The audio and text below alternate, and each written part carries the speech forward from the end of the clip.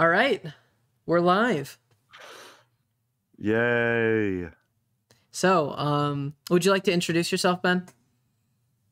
Sure, I am Ben.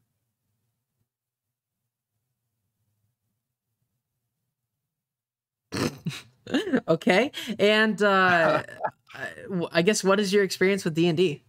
With the D&D, I have been in a total of 2 campaigns. One of which is wrapping up currently. Maybe. We've been playing that for about 4 years now. And then we have another one that we're playing. Yeah. I play the same character in both. So Yeah, you pretty much do. So, obviously I am Riley. I'll be your GM today, and we will be starting our adventure off. So, just give me 1 second, and we will begin. I have a question. Did you mess up my face on your stream? No. Are you sure? No. Give me 1 second. Might have to do some changes. Give me a hot second here.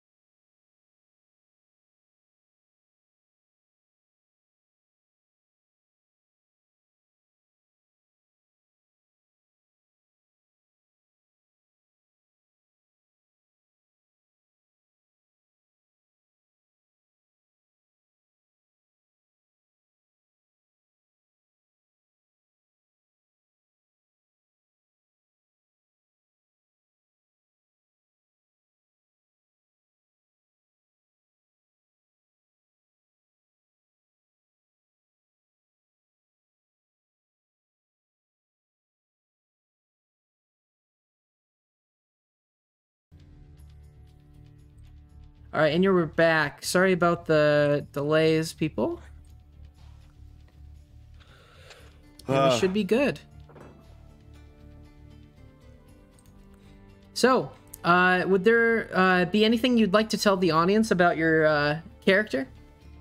Well, I don't know much about my character either, considering I'm level 0. But yeah, his name is Grimm, and I think I'm adopted. Would I know this? I'm assuming I would. At the beginning of the game, you'll know. We'll get past the first part quite easily. Okay. Well then, yeah, I'm adopted. Do you want to tell everyone your stats? Yeah, actually. So I got some pretty OP stats. At least for level 0, I'd say. They're all 8, so that's a -1 proficiency to everything. Nice. So you're human, correct? Correct. All right. And I let you do a little bit with your parents. Is there anything you'd like to share about your parents? Yeah. So I don't know my parents because I'm adopted. So okay. So we don't know anything about your parents then. I have no clue. All right. Well, we're gonna have to figure this one out. Let's play. Is there anything that you want to get out of the way before we start? I just want to shout out YouTube channel really quickly. Lots of bugs. Yeah, joke's over. All right, I'm ready. All right. So, as we start, we are in the world of Coughley, like many other adventures start, and we'll be starting in the city of Nabia, which actually should be very familiar to you viewers already, because that's where we started with our good friend Ronnie. I don't think Ben knows this, but Ronnie started in the exact same area, so this will be a little different side of the town. So we begin with Ben's character named Grimm. So for the audience, not for everyone else, but his first name is Leo and his last name's Grimm, but he will be referring to himself as Grimm from now on. It's kind of a secret, his first name. So I'm gonna roll real quick. For what? So when you're born, you are naturally inclined to certain things, just because of how you're built. You eventually are born, and you seem to, with growing up, whoever's raising you, they see that you are, you like to crawl around quite a bit. You're very adventurous, and you love exploring every area you can find. I'm gonna roll once more. I'd say make a dexterity saving throw. Dang it. Okay. That's gonna be a 10. A 10. All right. Well, one day, your caretaker, we'll get a little bit more into him a little later. He eventually finds you crawling around outside. Apparently, you got out of your crib, and he sees you're playing with some sort of toy, and kind of laughs it off and kind of watches you. And eventually, you stick in your mouth, and he eventually tries to get it out. He gets it out, and he realizes that this is no toy. It seems to be a scorpion. So what in the world? He takes you and rushes you to the priests. And I'm gonna roll for that. Bro, what the world?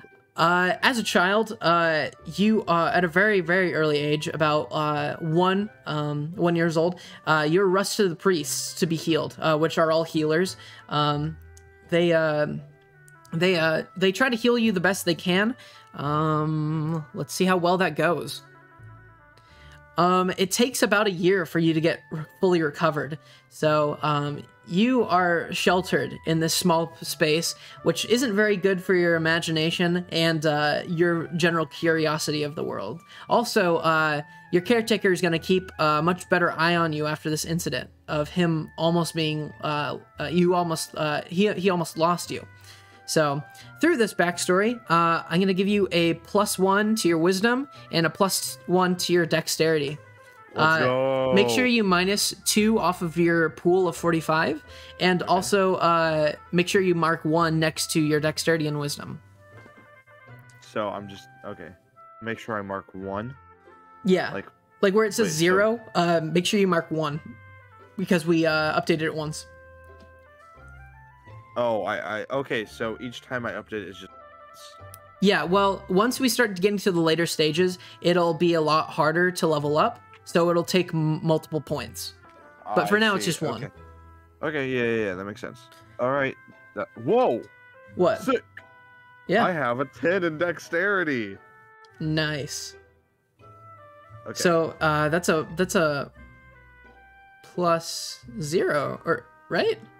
It's +0. So, hey, that's already tied with the dexterity. Wait, how did you get +2 to your dexterity? You just told me to give me +2 to my dexterity. No, I said +1 to your wisdom and +1 to your dexterity. Bro, I promise you, if we play this tape back, is this +2? No way. No way. I promise you said you +2. It's +1 to your dexterity. So change that. +1. Oh, huh. So, yeah, my DM is trash. Whatever. I'm at a 9. Yes, you're at a 9. This is so stupid. Eventually, getting out of the priest's household later on, you grow up as a general pretty good child. You start gaining memories and being able to walk and all that. We'll skip through a little bit.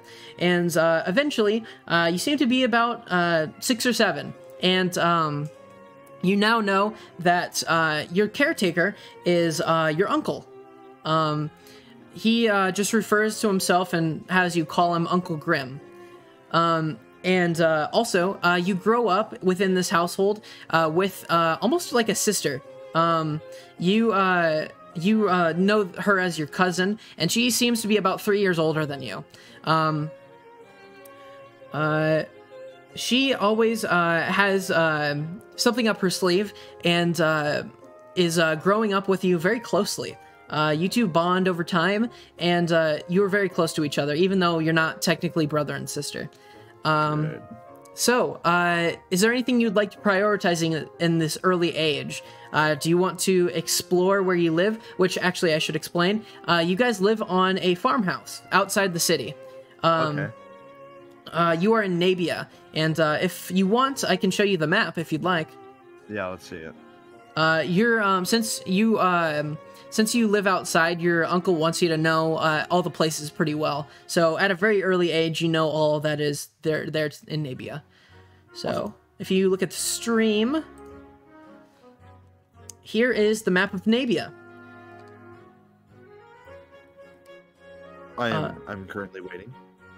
Okay. If you see that house over to the right next to the docks, that is your house. Okay. All Can you see right. it? Yeah. Okay, so I'm on the dock. Am I in Docksward? You are off to the side. You're outside the city walls. You live in that Oh. house next to those crosshatches, which are like Oh crops. shoot! I'm an outsider. I'm So- gonna go make some friends. Oh, 'Cause so I'm a y- li- so you want to prioritize trying to meet new people and like talking to them? How old is my sister? She seems to be about at this age 10 or 11. All right. How old am I? 6, 7? 6 or 7, yeah. Okay. Hey sister, you wanna go make some friends? All right, she goes and looks at you and says, "My friends don't like playing with little kids." I'm not a little kid. You're a little kid. All right, make a persuasion check.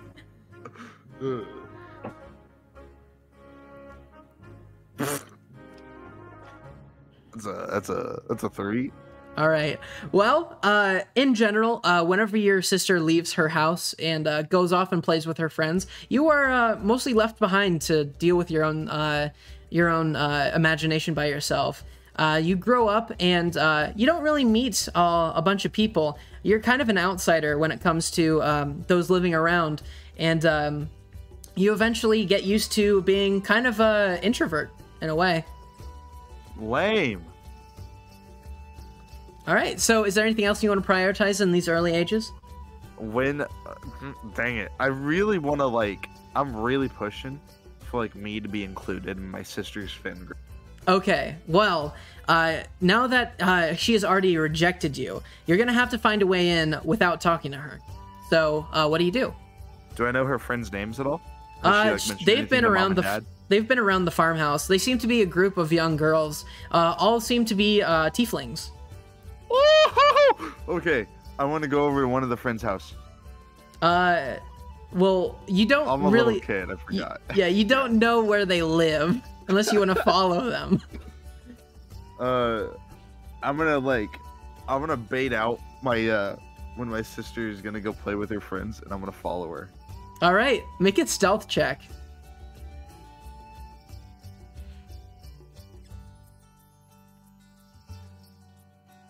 16, baby. 16, got it. So you eventually wait in your room. You have this idea in your head about how you're going to be the ultimate spy, how you're going to spy on your friend's sister and be able to figure out where they all live and mark it down. You have a parchment paper and a ink pen where you're keeping track of everything. So make sure you add that to your add that to your person. Just put down crude map. Got it. All right. So eventually, the friends come over to the house. There seems to be about 4 of them, all to be tieflings, and they all leave for the crop fields. You use army crawl tactics and go through the different crops. Make another stealth check. Okay. 17. All right. They do not seem to spot you. You are the ultimate assassin. But Assassin? you that's how you picture it in your head. You someone from above looks down at you as a shadow is cast over you. Is a familiar face. It is your uncle. he seems to be tending to the fields that you're hiding behind currently. And he puts down his rake and gets down on the ground with you and says, "All right, what are we dealing with here?"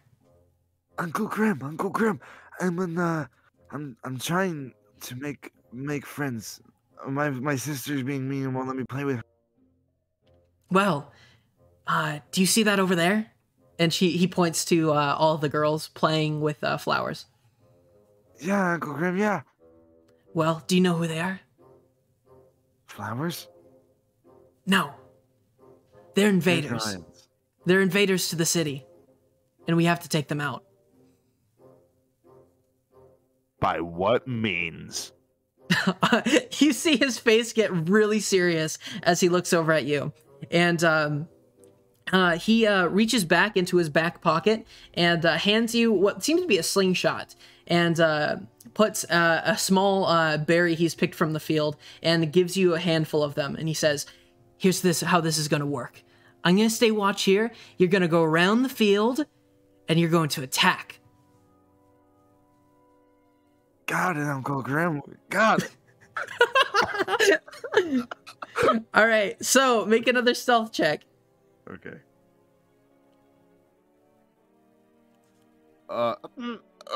That's a 1. That's a nat 1? It's a 2 minus okay, 1. Okay. So, as you sneak around, you get too into it. You start playing a theme music for yourself, and you're crawling around the field while your uncle laughs. And the girls seem to notice you crawling around on your belly, and they kind of look out at you. And one of the girls says, "What is he doing?" I like make eye contact. Be like, I just like I duck my face into the ground because if I can't see you, you can't see me. Okay. So as you do that, your sister starts walking towards you almost in a stomping way, and she starts trying to pick you up by your suspenders, and she make a strength saving throw. Okay, that's a 10. 10. She easily picks you up and kind of holds you over and says, "What are you doing with my friends?" I just give me a chance, please. I promise I won't make you be mean. I just want to play. All right, and you hear your uncle from across the field saying, "Do it now! Attack her!"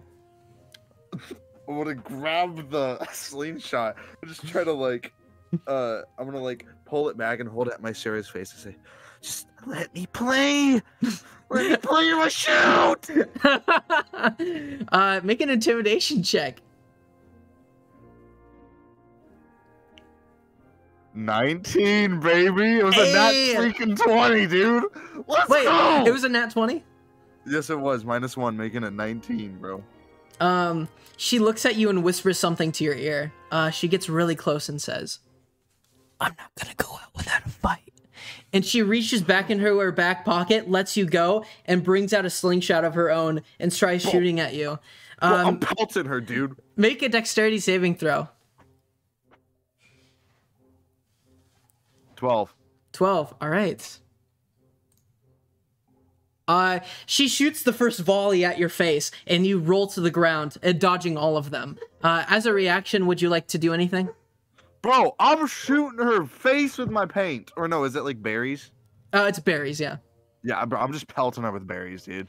All right. Non-lethally, of course. Non-lethally. You're not going for a headshot? I'm not going for the kill here, you know? Okay. All right. So, make a attack roll, I guess. Okay. What's the AC? What? I was making a joke. Okay. It's a 9. A 9 to hit. All right. Well, as you shoot the berries, she again dodges out of the way, dodging all of them. And she's now hiding behind a hill. And she's like shooting berries overhead, trying to snipe you. What are you trying to do? I'm running to her friend. All right. They're on the other side of the field. So I'm booking it to the friend. All right. Here, actually, let me draw this out for you. So, what symbol would you like to be? I'm gonna stick with the circle. Okay, sounds good. So this is how this is set up. All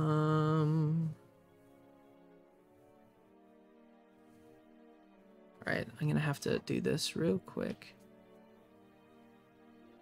Do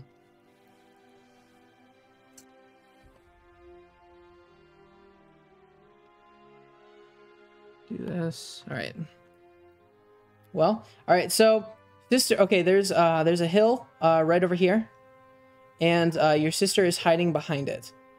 Meanwhile, you're over in this kind of like valley area, right in here, and this is you. The friends are right here, Okay. and your uncle is over here, and these are the fields. All right, I'm gonna book it to the friends. All right, so Evasive maneuvers, though. I'm not running in a straight line, bro. I'm doing these snake maneuvers, zigzags, get across. I'm not getting hit, dude. all right. Well, sorry, give me a moment.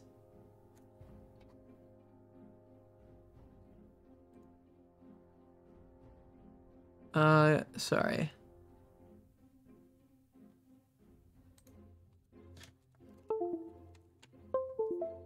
Having a little technical difficulties with my drawing pencil.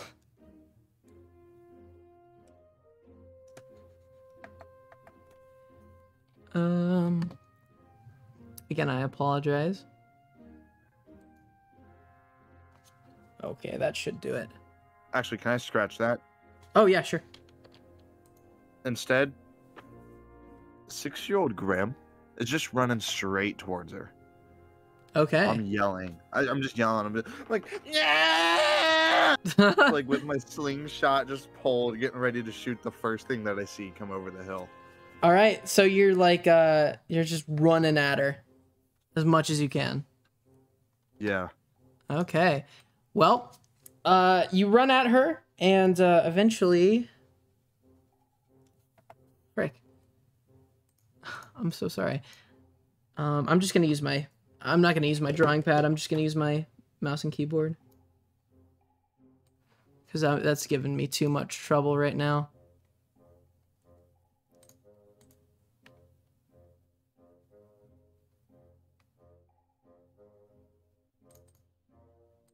Okay. I'm just gonna do this. Sorry, I'm gonna have to draw it again.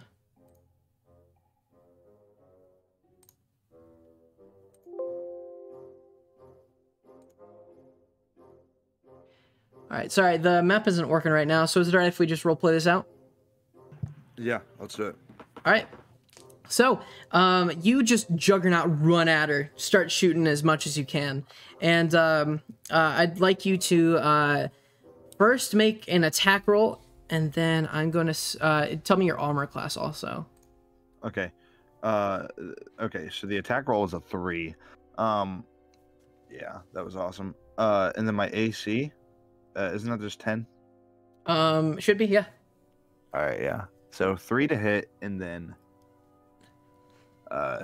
10 for the AC. All right, yeah, you guys are missing each other by a mile. At this point, you are like right next to her. She's like holding it back at your face and kind of saying to you, "All right, drop the weapon." Is she saying this to me? Yeah. Well, you didn't notice that you're out of ammo. She looks down. She looks down. While she's looking down, I'm pelting her, bro. All right.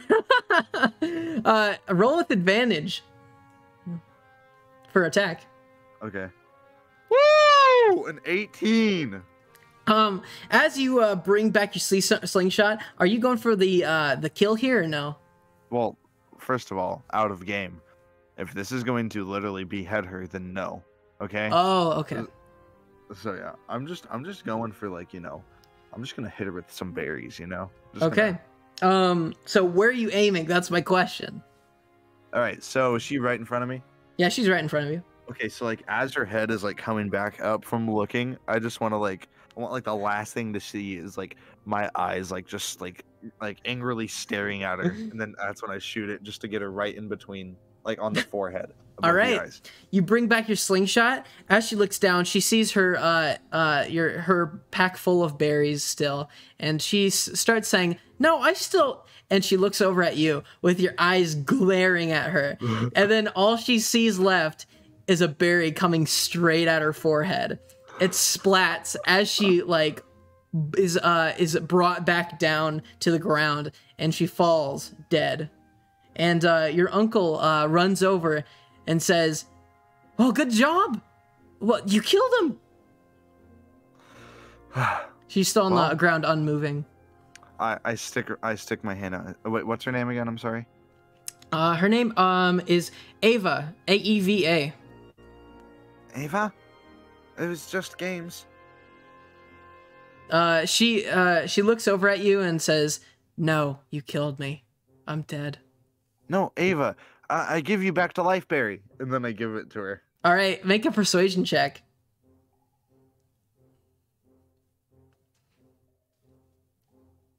14. 14. As you hand the berry to her, she rolls her eyes and stands up again, wipes the berry juice off her forehead, and her friends start running over. And they all ask, "Are you okay, Ava?" And she says, "Yes, I'm fine." And she eats the berry that you give her and says, "All right, well, that revived me. So, what now?" Yeah, what do you guys want to play? She looks over at the girls, and they are all staring at you, kind of like with grins. And she looks over back at you and kind of rolls her eyes again and says, "All right, come with us." And you guys go off and start playing in the fields. You guys play imaginary games, just like you were doing before, with them kind of teaching you their games. And you guys have a great day and go back to sleep the next. Over the next couple years, you realize that your uncle is a farmer and has always been a farmer. He tells you stories about how he used to be the greatest farmer and how he used to have a lot of friends back where he was from, and how they would always help make the berries and all of that, the wheat, grow faster than almost any other place. He also makes sure that before every meal and when you wake up and when you fall asleep, you pray to the goddess Lyra. All right. Are we there? Like, what are we doing? Well, just for the next couple of years, what do you prioritize? I'm gonna prioritize, like, why are we talking to this person named Lyra? Okay, so like figuring that out. Yeah. Okay. Anything else? I just want to make sure that, like, we're pretty good friends still with all of Ava's friends. I want to be included in their friend group. All right. So, I'm gonna have you roll a insight first. Okay. 12. 12. All right. As you are kind of inquiring with your uncle over the years, he slowly lets more and more out for you. He one night takes you out to the fields as the sun is setting and sits you down, and he's next to you and says, "I see all these fields out here?" Yeah. Well, Wait, how old am I? I'm sorry. you're about 12, 13 at this point. Okay. Yeah. He says, "The only reason why we have any of this is because the protection from the gods." He says, without their protection, we wouldn't have anything, and you wouldn't even be here today. Gods? Yes, the ones that we pray to every morning. She helps us, Lyra. She helps us with our crops and being able to grow different plants with bountiful harvests here. This is the heart of where people worship her. Does that make sense? Kinda. Out of character. Am I aware I'm adopted or no? You know that your parents aren't never around, but you've never, like, really asked about it. Okay, thank you. So, they're just, like, in charge of what's alive? Yeah, think about it as, they're the ones who, help us. But But there are Helpless certain... like you? Yes, yes, it's a lot like that, actually. And the one that we look up to is Lyra. She's the one who helps us feel happy on the inside. Do my mom and dad like Lyra? Well, I should explain this. You're getting old enough to know. You know how I tell stories about how I used to be a farmer somewhere else? Yeah? Well, you used to come from there too when you were born. You, at a very early age, had to move out from that place, as did all of our family. Why'd we move? Well, let's just say, our family isn't liked by a lot of people, and we had to keep moving. And from the bad guys, you see? Who wouldn't like you, Uncle Grimm? Let's just say that there are bad guys out there, and they're always looking for us, including you too. But don't worry, here is a safe place. They will never find us here. Why are they looking for me? Why are they looking for us? Well, your parents, well, they wanted to protect you from the bad guys. So, when they had you, they gave you to me and stayed behind. I haven't heard that from them in a long, long time.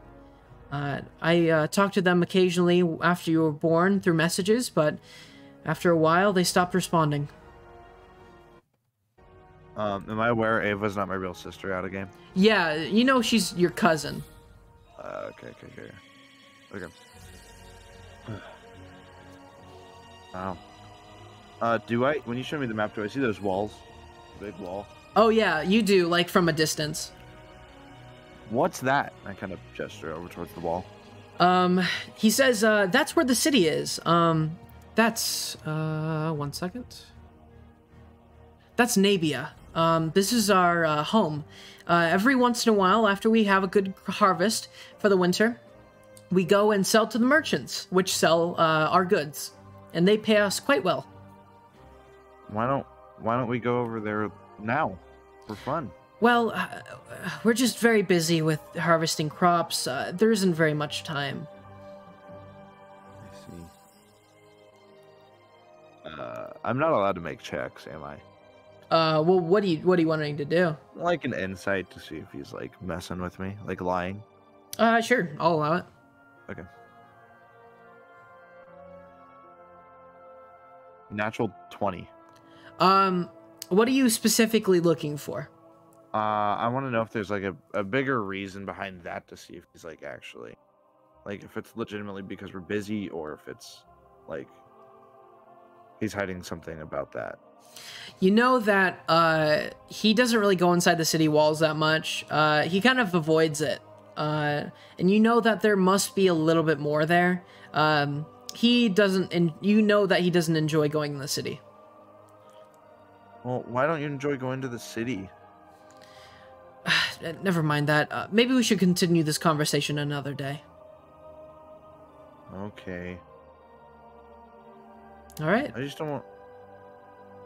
Do you want to say anything else? No. All right. So... And I'm just... Yeah. So, after that, what was the other thing you were prioritizing?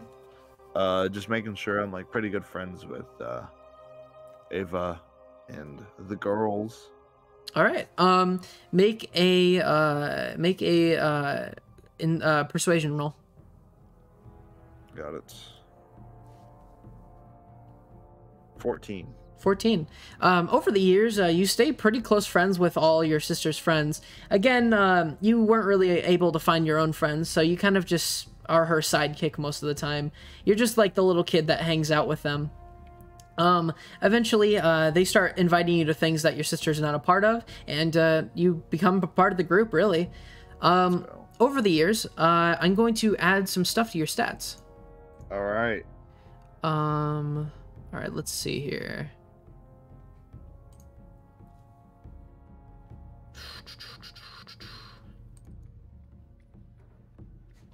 Sorry, give me a second.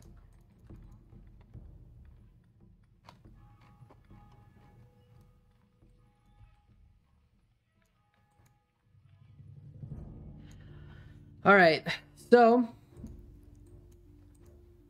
over the years, just because you did certain things, your dexterity gets increased by 1. So you're on Okay. 2 right now, right? What 2? What do you mean by 2? Like, you've upgraded it twice now? Yes. Okay, make sure you write that down. And your charisma gets increased by 2. Woo! By 2? Yeah, by 2. So make sure you write down it got increased by 2 times. And Okay. -2 from your pool. Got it.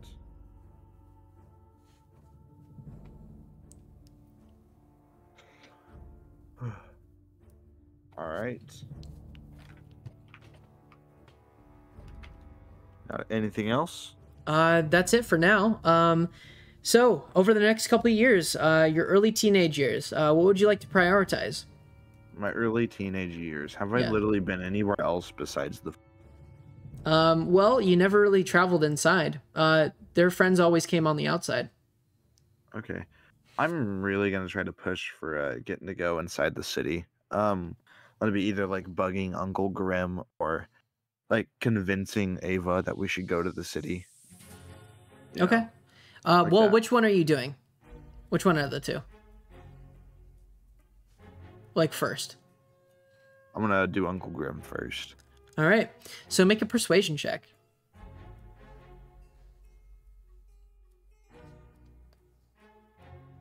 11. 11. He looks at you kind of sternly and says, well, you're getting to the age where you could probably help out a little bit with the fields. Would you like to help? Age? What's my age? You're about 13 right now. Yes, I would love to help. I'm getting my accent a little bit now. Yeah. You know, getting older. He says to you, well, if you'd like to help out with the fields, I'd allow you to go inside the city when we're about to sell our harvests. That sounds great. All right. So, would you like to do harvesting the fields? Yeah. Or are you definitely. going to skip out on your work? I'm not skipping out on my work now. Okay. Since you work for your uncle, he doesn't really pay you, since you all live on the same farm. But through that, I'm going to have you make 1 performance check. Actually, no, not for performance. I'm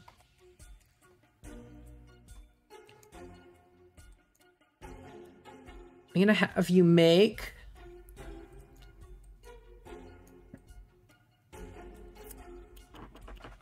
an athletics check. Okay. That is... Sorry, give me 1 second. I need to know. It's always athletics and acrobatics I mix up. Acrobatics is speed, athletics is strength. Okay, yeah. 16. 16. You work out in the fields pretty much every day, and eventually you start getting a little stronger. You get more resistant to working. And through that, you help your uncle with the fields to the point where he says, all right, I think we have enough for selling to the people on the inside of Nabia. Would you like to come along? Yes, yes. All right. So he takes you on a wagon with a bunch of harvested berries and wheat, and you go on the inside of the city. And it's nothing like you've ever seen before.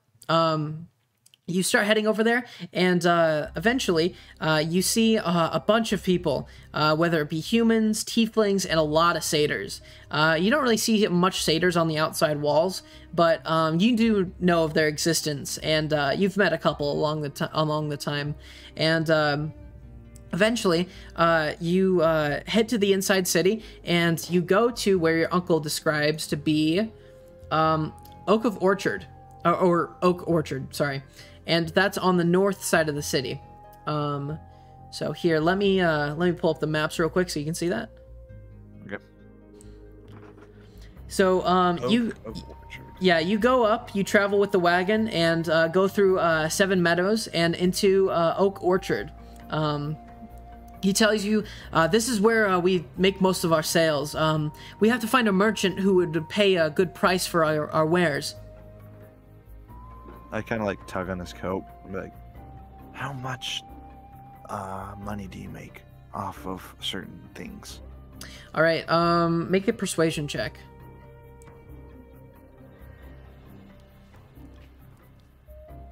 12. 12. He looks at you and kind of looks at the air a little bit and says, enough to get by. Let's get by.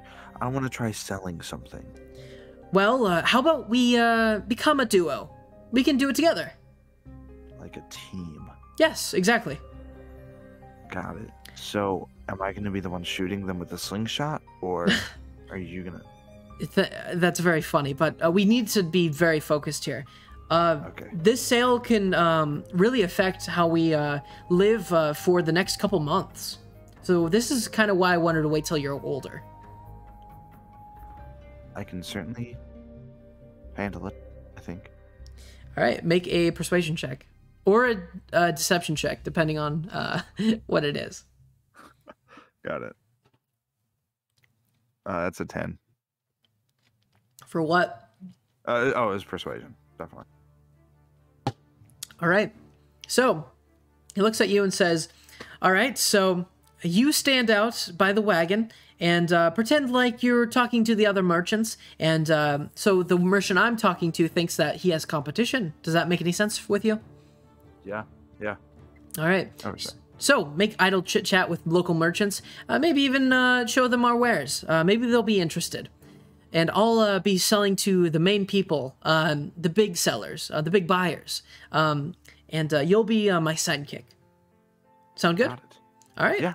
So eventually he pulls up his wagon to a couple local merchants, and they are busy buying and selling things. So eventually he takes one to the side and talks to him private and starts pointing over to the wagon. What are you doing? I'm gonna go. I'm not really. So is he not near the wagon anymore? No, he's not. He's like off in the distance. Okay, I'm gonna call one of the other merchants. Oh, like one of the non-big ones. All right. So you call one over, and seems to be kind of a gruff man with like lamb chops, and he says, "What can I do for you, lad?" Well, and he clears it. Grimm kind of clears his throat. I know you've been looking for some business, right? Hence you're here. Well, everyone here is looking for business. What are you selling? Well, what am I selling out of character? All right. So you are currently trying to sell off your harvest for the season, and it seems to be a kind of a mixture of wheat and different kind of berries that are very sweet. Well, I've got your picking of wheat, berries, and, all the sorts, as I kind of show him around. All right. He looks over and starts picking out some of the berries. And he says, you're selling good berries? The best. I see. In all of Nabia. How'd you get these? Oh, well, I try not to let out who else I do business with. All you need to know is that I have them. I see. You make a good point. Make a persuasion check.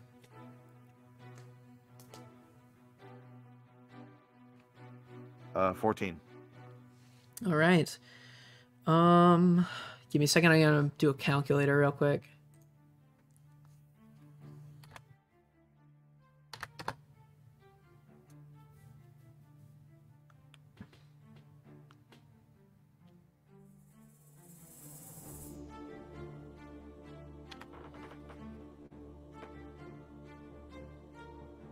All right. Looks over at you and says, well, are you the one who harvested all these? Well, yes, with the help of my partner over there. He says, how do I know that all of the parasites have been picked out? Oh, well, I guess you just have to trust me. After all, I don't have, we don't have any bad blood, so why on earth would I be trying to sell you some spoils? Well, I just want to make sure I'm buying from the best person, all right? You Well, wouldn't mind if we inspected your cart, would you? Looking is one thing, taking is another. Just please make sure I can see your hands at times, if you don't mind.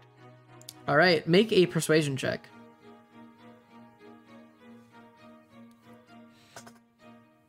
11. All right. He kind of chuckles to himself and says, "You're pretty new to this, aren't you?" I mean, I'm 13. You really think I'm out here selling a lot of harvest and stuff? Well, let me help you out with something. When you're trying to sell to a big buyer like myself, you're gonna allow them to take a little bit from your cart. Hello? Hello? Hello? Sorry, can you still hear me? Hello? Yeah, I think I DC'd for like 1 second. My bad. Oh, it's fine. He says to you, so I'll help you out a little bit. When you're trying to sell to a big buyer like myself, you want to give out some samples to make sure we know the product's good. Yeah, well, you see, I'm not really trying to, get in trouble because let's see, when my uncle makes some cookies and I say, let me sample these cookies, I'm really saying, let me eat a lot of these cookies so I don't get in trouble. I call it a sample. You know what I mean? Oh, and you're saying that I would do that? Well, I mean, can't necessarily judge a book by its cover, but you just got to be careful, especially with a lot of these people. How about I'll just let my assistant do it for me? Sound good? Sure, I'd love to meet your assistant as well. All right. So he goes to the back, and you see a tiefling, kind of in baggy clothes, look over and at his sort of boss, and he says, "Hey, come here." And he excuses himself to the customer and runs over. And he says, "We're looking to buy from this seller. Just make sure the product's okay, all right?" And he nods, and he says, "Well, thank you. I'll be right back." And runs over the cart and starts picking through the goods. All right, I'm going to stand kind of like right next to him, next to the tiefling. All right. So as you see him going through all the stuff, you see he is like holding up the wheat to the sunlight and also looking at all through the berries. And he looks at you and says, "I've never seen these before. What are these?" And he picks up what your uncle describes to you as a good berry. That's a good berry. I see. What is its properties? I've never seen one before. I mean, I could definitely go ask him. He would know much more than I do. Oh, yes. Anyways, your product looks pretty good. I'm gonna go tell my boss. Excuse me. And he runs off, and he talks to his boss for a moment, and eventually the boss kind of shuffles towards you while the tiefling goes back and helps the customers again. And he says, well, it seems like my assistant approves of your products. So, what's your price? Well, how much you want, and that really just depends, doesn't it? Well, with what you got there, I'll pay for the entire thing. I'll pay like 160 gold. How much did he say? 160 gold. 160 gold. Right. Well, I definitely have to check to see if the price is right. This is one of my first few days with this wagon, so I'm not so sure how he's wanting the prices to go. But I'll definitely keep you in consideration. Can I find you right here still? Oh yeah, we're always here. If I'm not here, just make sure to talk to my assistant. Got it. Yes. Well, I will definitely be back. I'll check with the boss man. I'll come back to finalize on the deal for you. All right. So, you kind of go back to the cart. Meanwhile, your uncle walks over, and he seems to have an older-looking man next to him. He's a bald head and sort of an overall on. And he looks through with his monocle and looks at all the berries and the wheat and says, you got some good products here. I'll pay a handsome price. What are you looking for? And your uncle says, 200, no less. And he says, I can make that work. And he puts out his hand and they shake on the deal. The guy hands him a sack full of coins, and he says, Grimm, can you go help unload the cart? Well, I was actually kind of making a sale with this guy over here. Oh, don't worry about it. I already made the sale. What? But with this guy over here, though? He whispers towards you and says, remember, you're the distraction. I'm the seller. I'm just saying I could get some good bang off this guy. What did he offer? 160. I know that's too low, but I can definitely get him. Telling him that we just sold it lowest of 200. He seems really enticed by it. So did his assistant. Here, we'll talk about it afterwards. Is that all right? Just give me this chance, please. Make a persuasion check.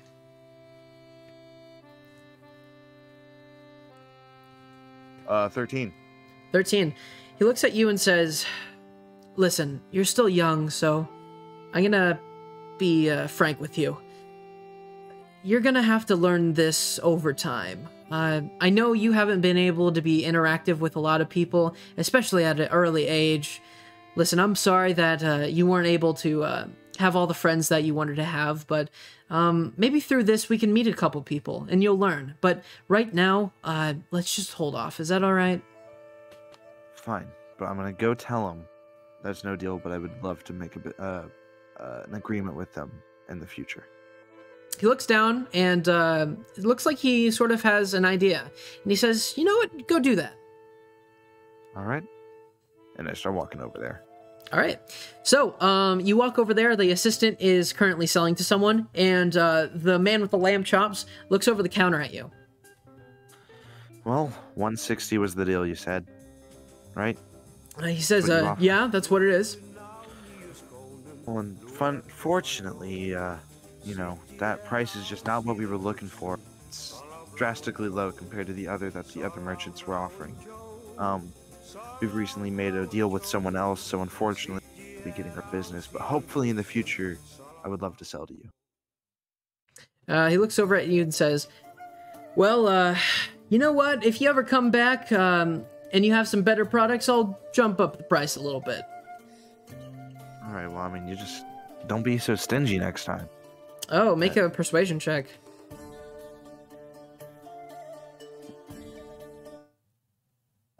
14. 14. He looks at you and says, listen, kid, go run off and help your uncle, all right?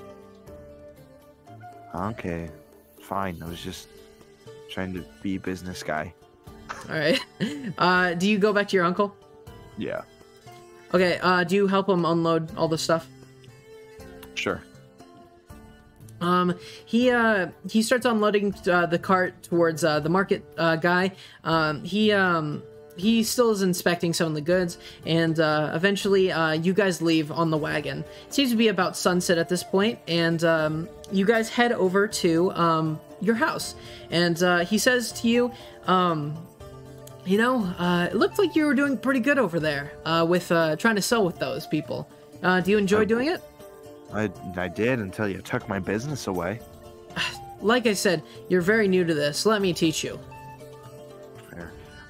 I gotta ask, though, what's so good about the good berries? Everyone seems they haven't seen them before. Well, that's a family secret. Maybe I can let you in on it.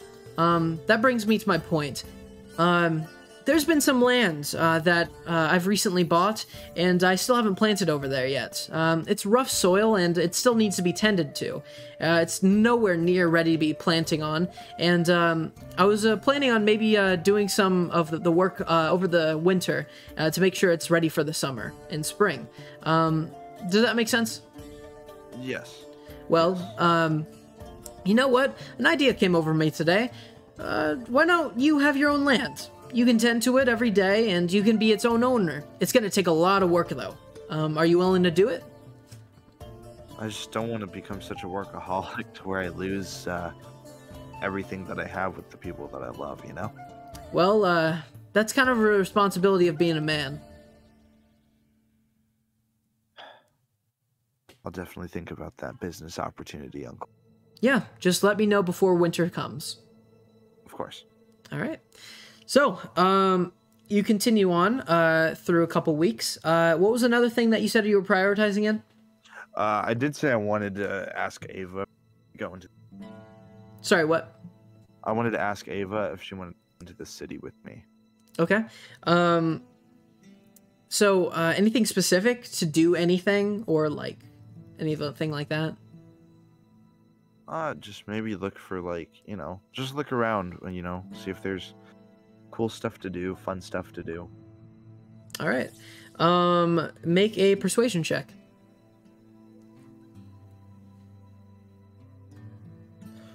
9. 9. She looks over at you and says, you know Uncle doesn't like us going to the city without his permission. I know, but I was just there. I know, but that was for official business, and he was with you. I know, and I did pretty good. I got a good read on some people, at least for business reasons. Well, I'll think about it, but you know that is against the rules.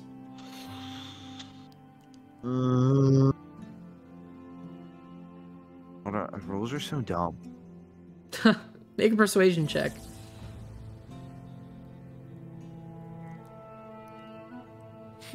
18. 18. She looks over at you and says, well, do you really know how I got all my friends? How'd you get your friends? She brings you closer and says, well, I knew that there wasn't really a great way of meeting new people out here outside the city walls, so I made something. And she reaches under her bed, and you can see multiple clothing garments tied together to make a makeshift rope. What's that? It's how I sneak out at night. You sneak out? Yes, I'm surprised you didn't even notice. Kind of oblivious. I mean, I also put a scorpion in my mouth, so... Yes, that is true. You know, if one of these nights you want to come with me, just make sure you don't wander off. Just stick with me. How about tonight? Tonight? You sure? What is what's better than, and then, like, Grimm is just gonna, like, stumble over the words because he's just not, like, there yet to use big words, so he's just gonna use, like, a word totally out of context. Yeah, okay. It's what's a better persuasion thing to do than to do it tonight?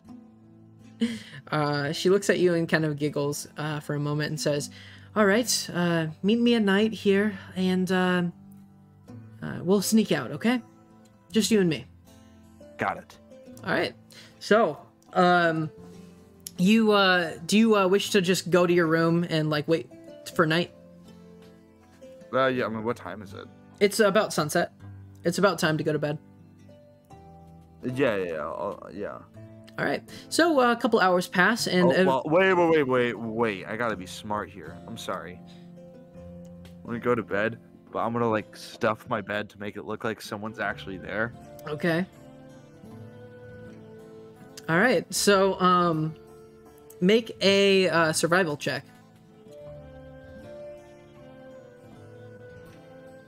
That's an 8. 8.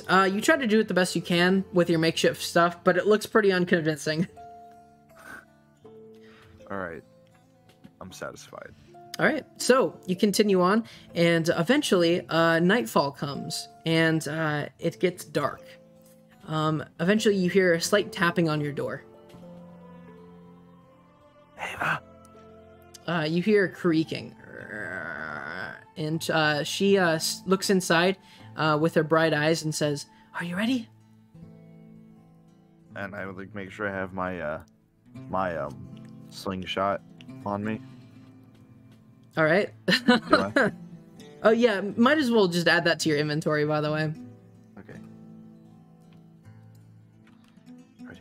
I just gotta go get some rocks and then I'll be good. Okay. She says we can pick up some on the way, but you really don't need that. Just in case. No one's touching you. I'm protecting you, Ava. Oh, really? Here. And she brings you in a little closer and says, listen, we're going to be meeting some of my friends out there. Don't talk to them unless they speak to you directly. Is that okay? I can handle my own.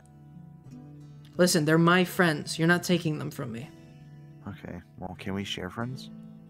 As long as you don't embarrass me in front of them. I'm like that one time when I shot you in the head with a berry. She does not give you an answer and eventually walks over to her room. Do you wish to follow? Yes. All right. So she takes the makeshift rope made out of her clothes and ties them to the bedpost and scales down to the first floor and eventually starts walking towards the river where the bridge crosses over. She eventually walks over, and you can see the moonlight glimmering through the water. It looks very beautiful outside. You're not really out this late, since you do most of your work early in the morning, when the sun's just now rising. But but it's seemingly to be a pretty peaceful night. You go through the seven meadows, and through that sort of subdivision, and you enter in through the and then go through the oak orchard where you saw the merchants, and eventually head over to what seems to be the west to go to Parrot's Gate next to the castle. And eventually, she sidles along into an alleyway. She looks at you again and says, "Remember, whatever we're doing, just play along, okay?" Got it. All right. So she goes down the alleyway, and she knocks on one of the doors. And you hear a tap back in the same pattern, and they open the door. And you see a female satyr, way older than you guys are, looks to be about 20, 25, look down at you and says, "Who's the kid?" And she looks back up and says, "Oh, he's my brother. Don't worry about it." And she says, "Is he cool?" And she looks over at you. The coolest? Make a persuasion check. 11. 11. Okay. She steps aside and lets you in. On the inside, you see a dingy, kind of smoky building. It seems to be an abandoned warehouse. And there are multiple satyrs and tieflings in here. You notice a couple tieflings that you recognized, actually. You remember them from early on in childhood, hanging out with them and your sister. They seem to be all grown up at this point, seeming to be about 16, 17. Still quite younger than some of the older people here, the 20s-ish people. And you see they're all sitting around talking to each other, drinking some sort of drink, and they seem to be having pipes around the table. You also see that there are a couple guys around, seem to be satyrs and humans, kind of talking to the girls. And they all sort of look at you and continue with their conversation. And your sister starts walking towards one of the tables. What do you wish to do? I'm gonna follow the sister. All right. So as you follow the sister, they make room for her and pull out a chair. And she sits down and starts talking to them. All right. I guess I'll just sit down if there's a chair open. There is not one. There's no room. Okay. I guess I'll just, like, stand right next to her. Okay.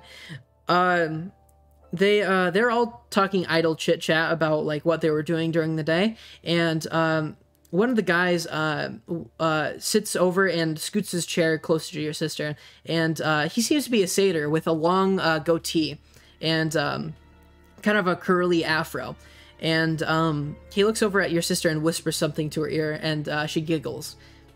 Is there anything you'd like to do during this conversation? I'm making eye contact with my sister. I'm like thinking like seriously, like trying to signal like, are you two like, is he like snogging? All right. Give me a second.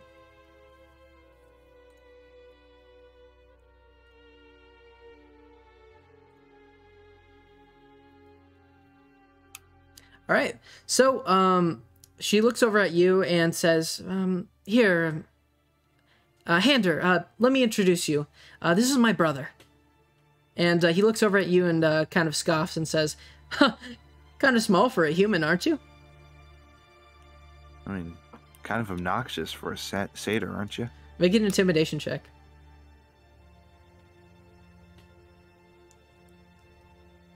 Oh, 16. 16. All right. As he looks over at you, he kind of gets a little confused, and he puts his arm around your sister, and she says, she like gives you a glare, like, "Be cool."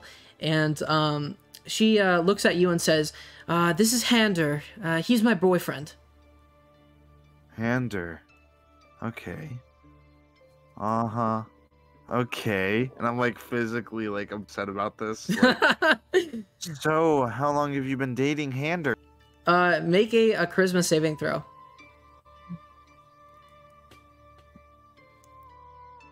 15. All right. You seem to be hiding your physical discomfort quite well. What do you ask again? So, how long have you been dating my sister?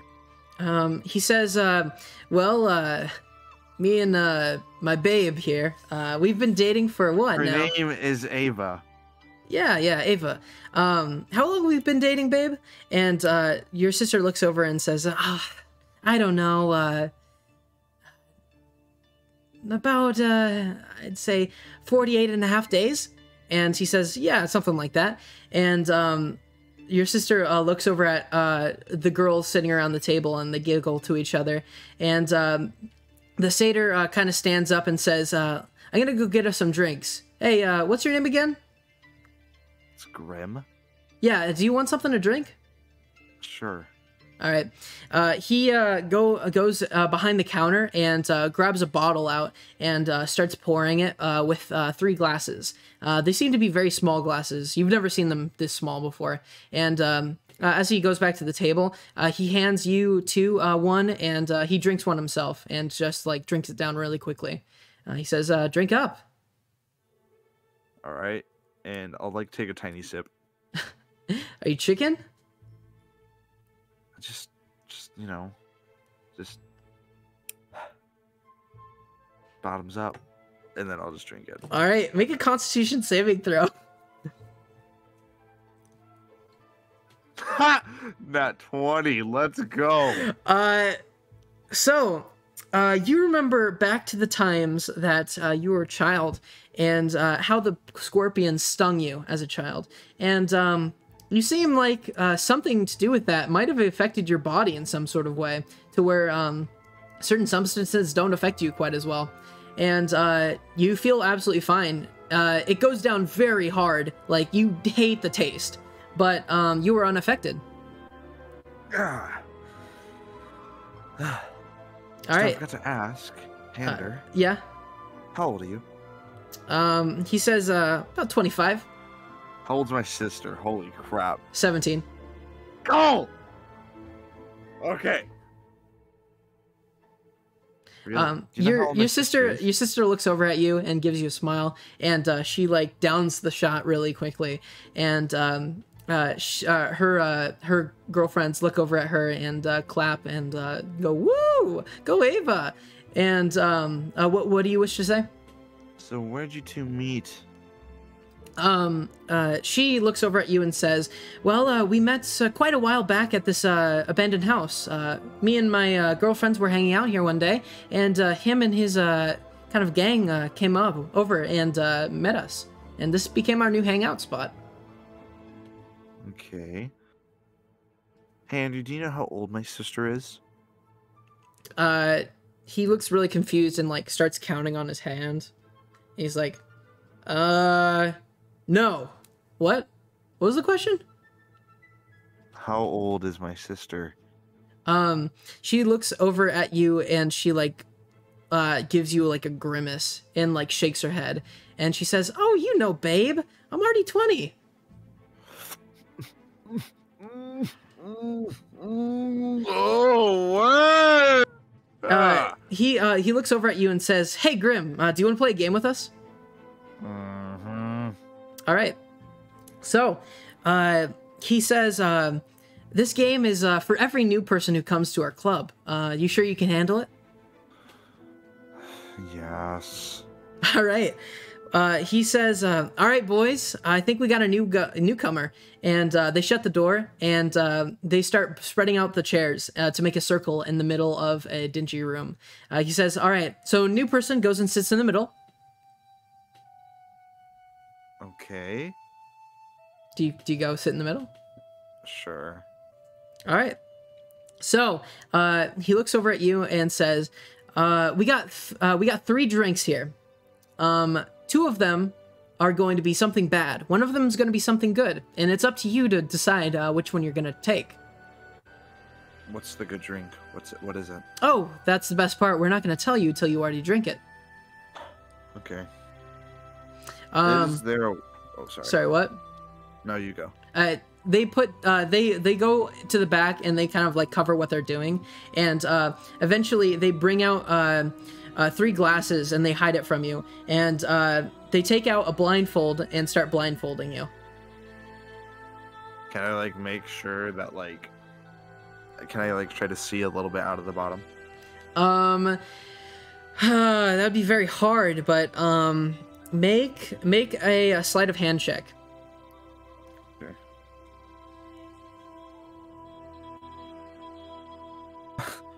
10. A 10, got it. Well, you try to lower your mask just a little bit, and he says, no cheating, and you raises it back up for you. And you hear your sister from beyond the blindfold saying, well, I think this is just a one and done situation. I don't think he's gonna be coming back and all. Maybe we should just like go. Hey Grimm, are you getting tired? No, I'm not. Are you sure we can go back? And Hander speaks up and says, oh no, he can handle it, don't worry.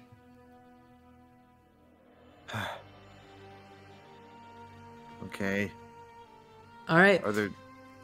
You hear laughing from all around you as they're sitting next to you. And Hander, you hear 3 glasses clink in front of you. And he says, all right, well, we got 3 drinks here. Number 1, number 2, and number 3 are going to contain various liquids that we have chosen. And 2 of them have something bad in them. 1 of them has something good in them. It's up to you which ones you drink. You have to drink 1. If you choose the right one, the good liquid, then the game is over. You win. But if you drink the bad one, you got to keep going until you get the good one. Sound good? Sure. All right. So, he puts the 3 drinks down in front of you, and he says, "All right," and he shuffles them around. He says, "Your pick." All right, I want to try to pick one up individually and smell each of them. So you pick up each glass, and one feels lukewarm and smells really bad. You pick up another one, and it feels a little cold and smells really good. And you pick up the third one, and it feels pretty warm and smells like medium.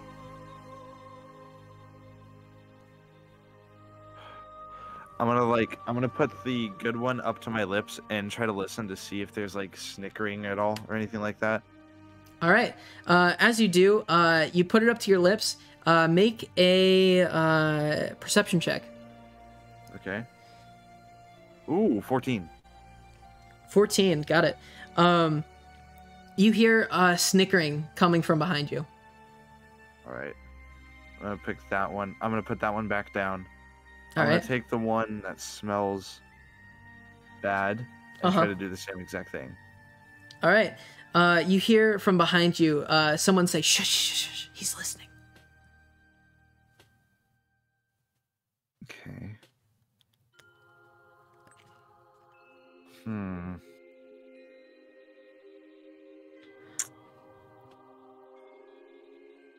want to make sure that I have my hands on both the hot one and the medium one. Yeah. Hayden or Hander speaks up and says, "You're running out of time. You might lose the game if you keep going at this pace."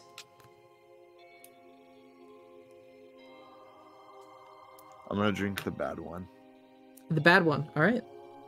Yeah. So you drink it. Make a Constitution saving throw. 12. 12.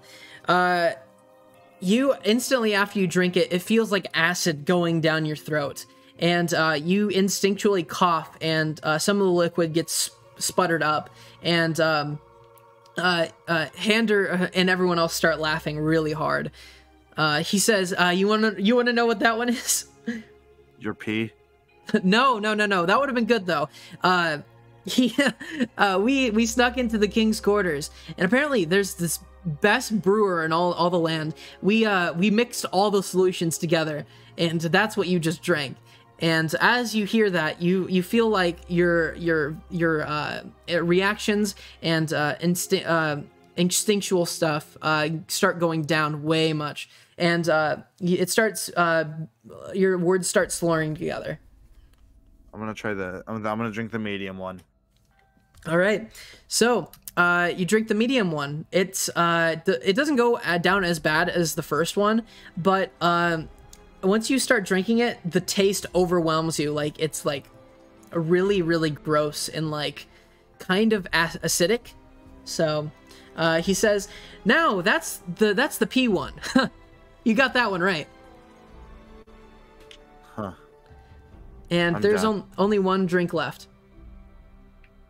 I'm done. And then I just take off the blindfold. All right. He says, "Whoa, whoa, whoa, whoa, whoa! You started the game. You can't stop now." They're all bad.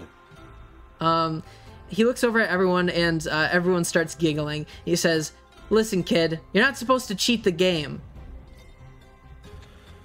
I think I'm done. My head is... Your sister stands up and says, "Hey, let's just go home." Okay. This is right. All right. So, Hander stands up and gets in between you and the door and says, "Hey, your brother made a promise he would do the game. You can't just back out now." You did say one of those drinks were gonna... And none of them are. Well, that's a part of the game. We make the rules. Hilarious. Move. All right. Make an intimidation check.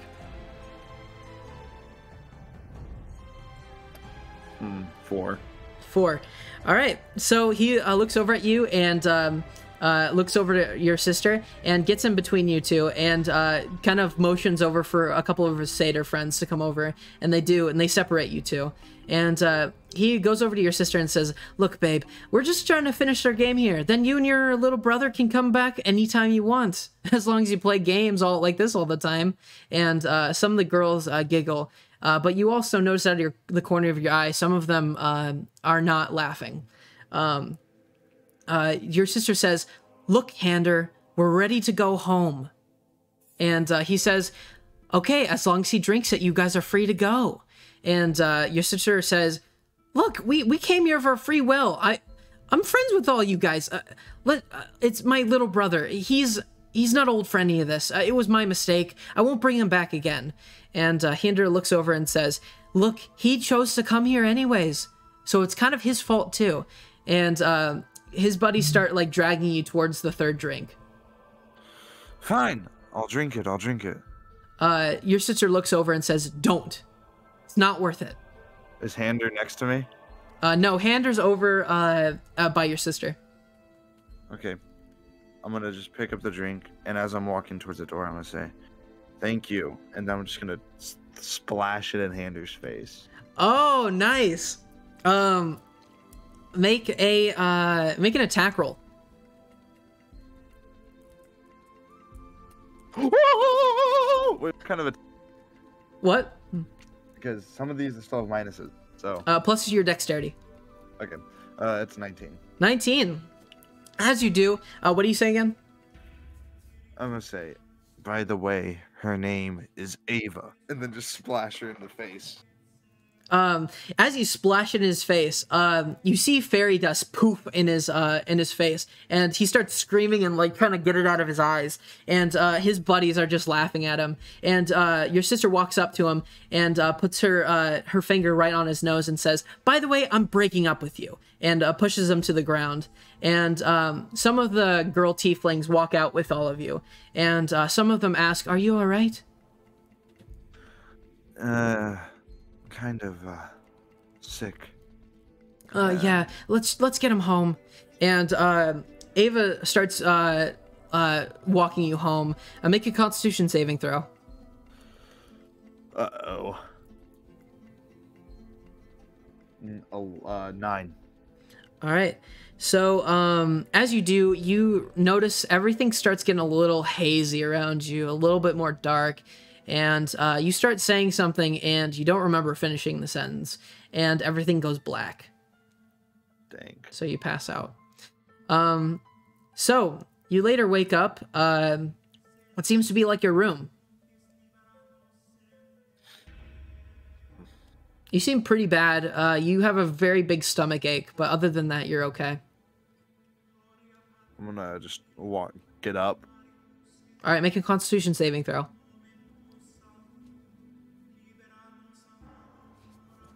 10. 10.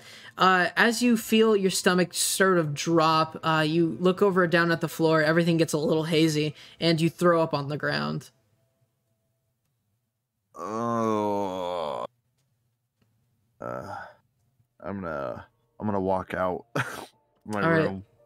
So you walk out, and you see your uncle sitting on the table smoking a pipe.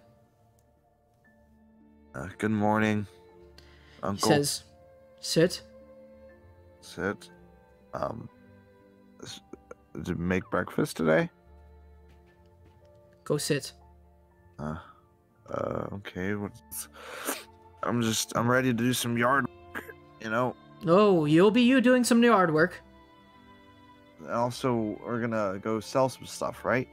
Oh, you won't be doing that for a long time. Tell why's me, that? what'd you do last night?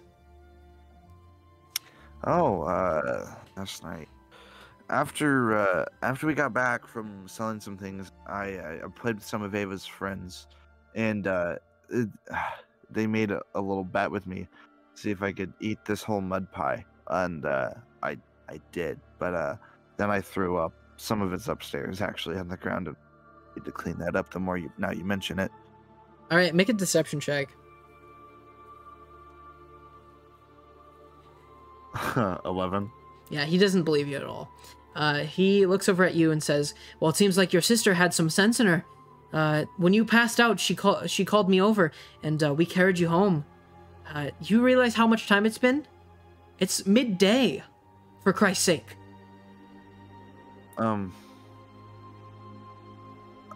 Sorry. It Listen, was... I know that you're just young, and you're just trying to figure things out, but you doing this behind my back has really put a damper on things, and your permissions. You understand? I do, but maybe this... I was just curious. I just wanted to go to the town outside of business. No, you will not be doing that. For the rest of this year, you'll be working the fields, and forget about having your own. Come on. Grimm, please. He looks over at you and says, "Well, you're getting the lighter punishment. Meanwhile, for your sister, she's not to leave this house." Why is Ava getting in trouble? I'm the one who made her do this. I kept on nagging her You're on... still young. She's almost an adult. Grimm. She should know better at this point. But Grimm, listen here. I basically dragged her out of bed. I made her... When we were in town, I saw this little place and a whole bunch of these satyr people. I thought they looked cool to hang out with. One of them told me to come on by to, bring some friends. I decided to bring Ava since, she'd be the adult. Oh, don't worry about that. She's already told me everything that's happened. That's my fault. Please don't punish her. She deserves it. Don't worry about her. I'd be worried about yourself. I deserve it, Uncle Grimm. Not Yes, her. you deserve some of it, but the blame is shared. She will be not leaving this house, not seeing one of her friends for a very long time. That's not fair. That's cruel. Life is not fair. What's really not fair is you turning your back on me. I could have never seen you again. Do you understand that? Just because you don't have friends doesn't mean that... Make an intimidation check. 14. All right. He says, "I'm done with this conversation. Go clean up upstairs, go get something to eat, and go plow the fields. You have a lot of work to do." Yes, sir. Alright, yeah, I'll go clean some stuff and do some yard work. All right. And here's where we're going to be skipping past some time.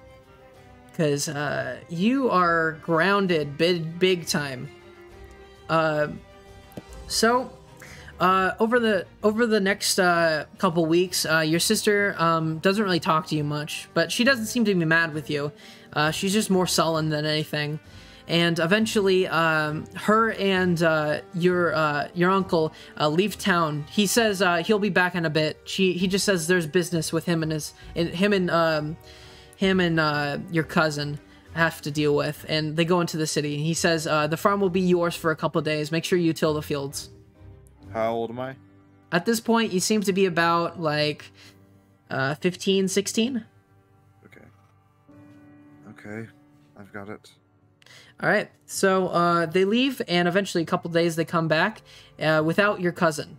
And he says, "It seems like Ava will be leaving us for a little bit. I have found her a job." Where's she at? Well, and I'm gonna bring up the maps real quick for you, so you can see. Let me know when you can see it.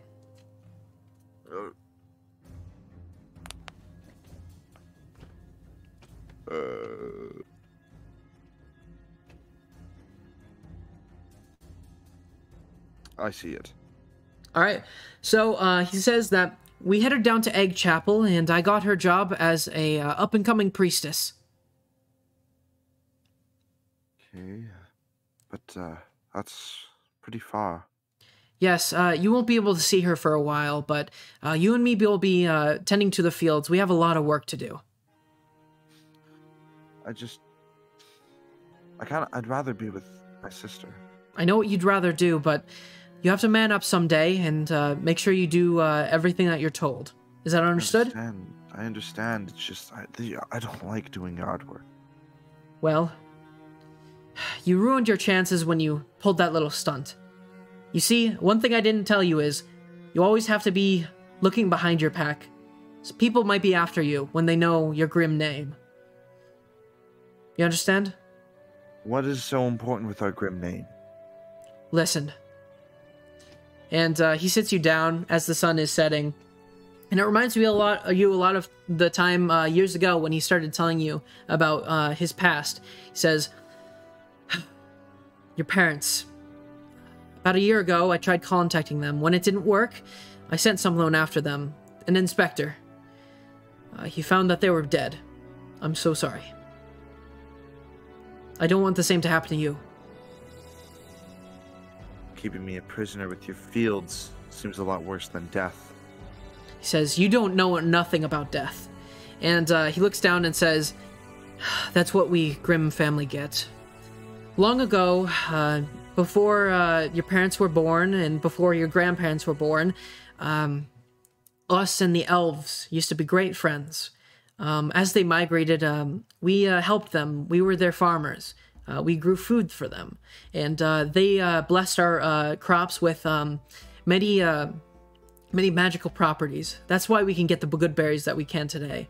They blessed our lineage, and we owe them a great much.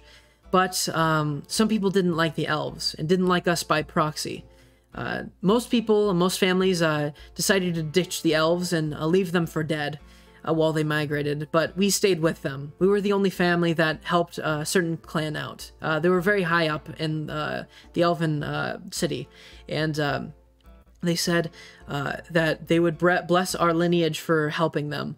But eventually the orcs came, and they tried killing the elves. They killed most of them, and most of our tribe in particular. We stuck with them for a while, but then when your parents had you, the orcs led another attack. Most of the elves were gone by now, but we still defended nonetheless. And eventually, we had to flee. Your parents stayed behind and let you be raised by me and your cousin. I fled to the furthest place I could with you two at my side. We might be the only Grimms left, but we are a proud lineage, and I won't let it die with this. And he looks down for a moment, and a tear goes from his eye to his cheek, and says, well, that's why I must protect you, because your parents would want me to. And he says, we must do all we can to survive here. Is that understood? Yes, sir. He looks down at you and says, I know it's hard because your cousin isn't around anymore, but if you do well with the fields, then we'll be able to go visit her every once in a while. Okay? Fine. He looks over at you and says, don't worry, she's with the people of Lyra. She's going to be training to be a priestess. She will be very high up.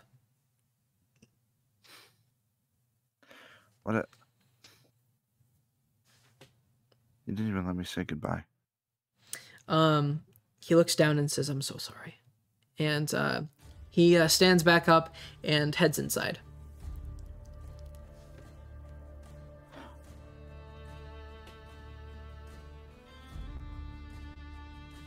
I'm gonna pull out some parchment.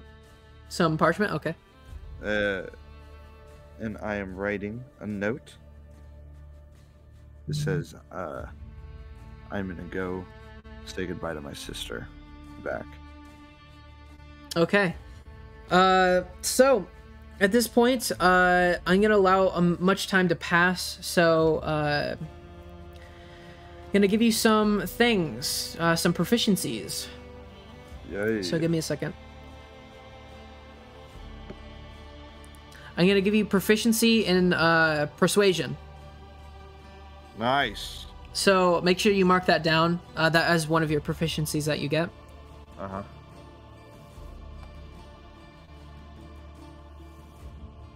What is the proficiency bonus +2? What level is it? What level? What do you mean? Oh, sorry. What's your proficiency bonus? I don't know. That's why I'm asking you. Let's just do +2. It's fine. Okay. All right. Yay! I actually have an addition. All right. There's more. Okay. I'm also gonna give you a +2 to strength. Nice. Also going to give you a +1 to charisma. +1 to charisma. Make sure you're marking all this down. How much do you have plus in charisma right now? I need. I have +3 in charisma. I mean, like, you've added 3 times to your charisma? Yes. Okay. And I've added twice to my strength. So wait, since you told me to put +2 into charisma, am I adding to charisma or just 1? I mean to strength. You're adding 2 times. +1, +1. Oh, +1? It's +2. So you're adding twice. Oh, yeah. All right. I'm also going to add 1 to Constitution. Okay. All right. Also, let's look at tools real quick.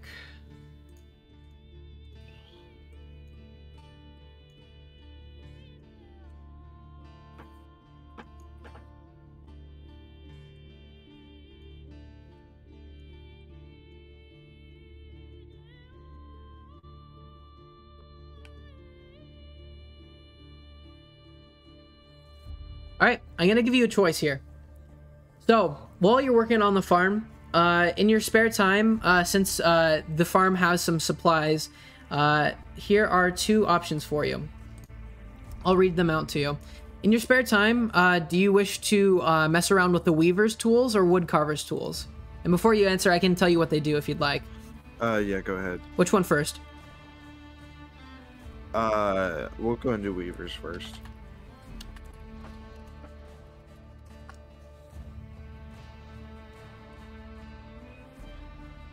All right, so you ready? Yep. Okay.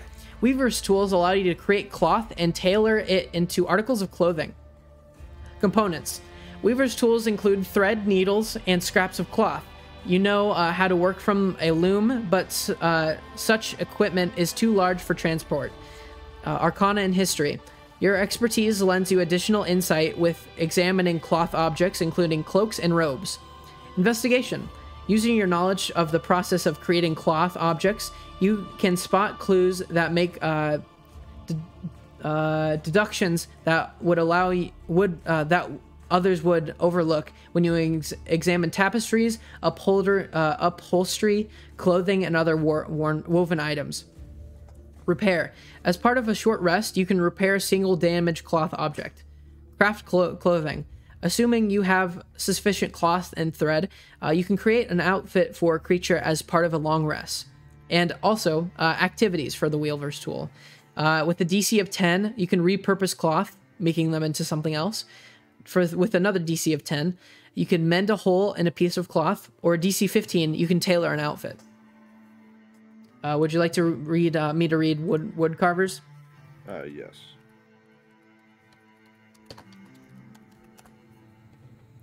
Okay. All right, woodcarver's tool allow you to craft intricate objects from wood, such as wooden tokens or arrows. Components. Woodcarver's tools consist of a knife, a gouge, and a small saw. Arcana and history. Your expertise lends you additional insight in examining wooden objects such as figurines or arrows. Nature. Your knowledge of wooden objects give you some added insight when you examine trees. Repair. As part of a short rest, you can repair a single damaged wooden object. Craft arrows. As part of a short rest, you can craft up to 5 arrows. As part of your long rest, you can craft up to 20. You may have enough wood on hand to produce them. Activity. For a DC of 10, craft a small wooden figurine, or a DC of 15, carve an intricate pattern in wood. So, which would you like? I like the weavers. All right. So what you're going to do, so you don't have to write all of it down, and I don't have to keep explaining it to you. This doesn't mean you have the tools. It means you're proficient in them. Basically, look up Weaver's tools and scroll down to Weaver's tools 5e tools on a website on Google. Okay. Tell me when you're there. All right. And just save that somewhere so you can like reference it in case you ever get the tools. Alrighty. You also know that Weaver's tools are on the farm with you guys. So right now I do have weaver's tools. On the farm you do. Off the farm you don't. Because it's technically your uncle's. All right. Also, one more thing before we keep going. I'm going to check something.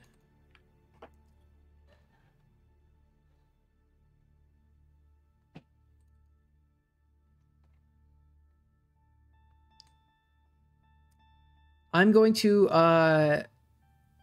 allow you to choose something real quick. Okay. In your uncle's house, you see that he's kept in his bookshelves many books with various languages in them, like translators. You see that one contains the Elvish language, and one contains the Orcish language. Which one would you like to learn? Or you can choose to learn none of them and just skip it. I would have chosen English. Elvish, you said? Yes. Are you sure? I don't know. Once this is done, you cannot add to your level 0 anymore. Because you get a tool proficiency and language proficiency. That's it. Wait, I cannot add to level 0? Since the... Okay, for tools and languages, it has to add up to 2. Since you already have a tool proficiency, you can only get 1 more tool proficiency or a language proficiency. So which one would you choose? Oh, I would choose the language. Language? Okay. So do you want to learn this language, or would you rather save it for something else?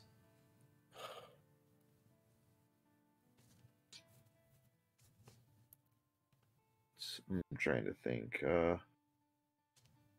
What is like a commonly spoken language? Here, it's mainly... to be honest, it's just common. Okay. And variations of it, but nothing of importance.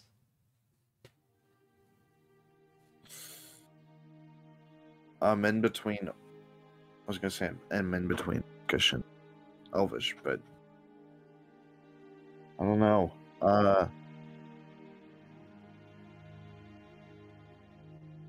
I mean, I'm thinking, Orcish. Orcish? Okay. Yep. Which one do you choose? What? Which one do you choose? Orcish? Yep. All right. So, you now know the Orcish language.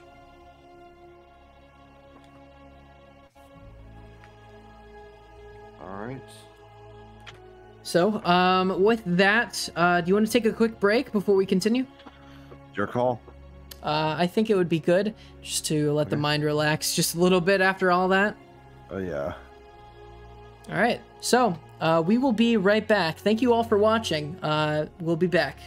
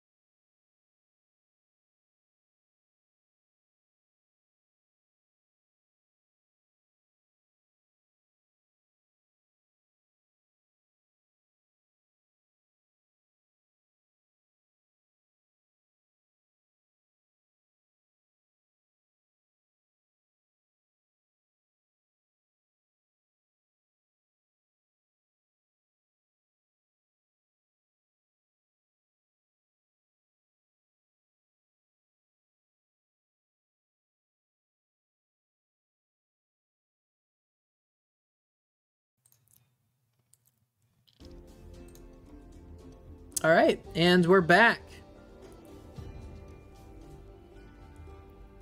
You ready to keep going? Yeah. Yeah. Okay.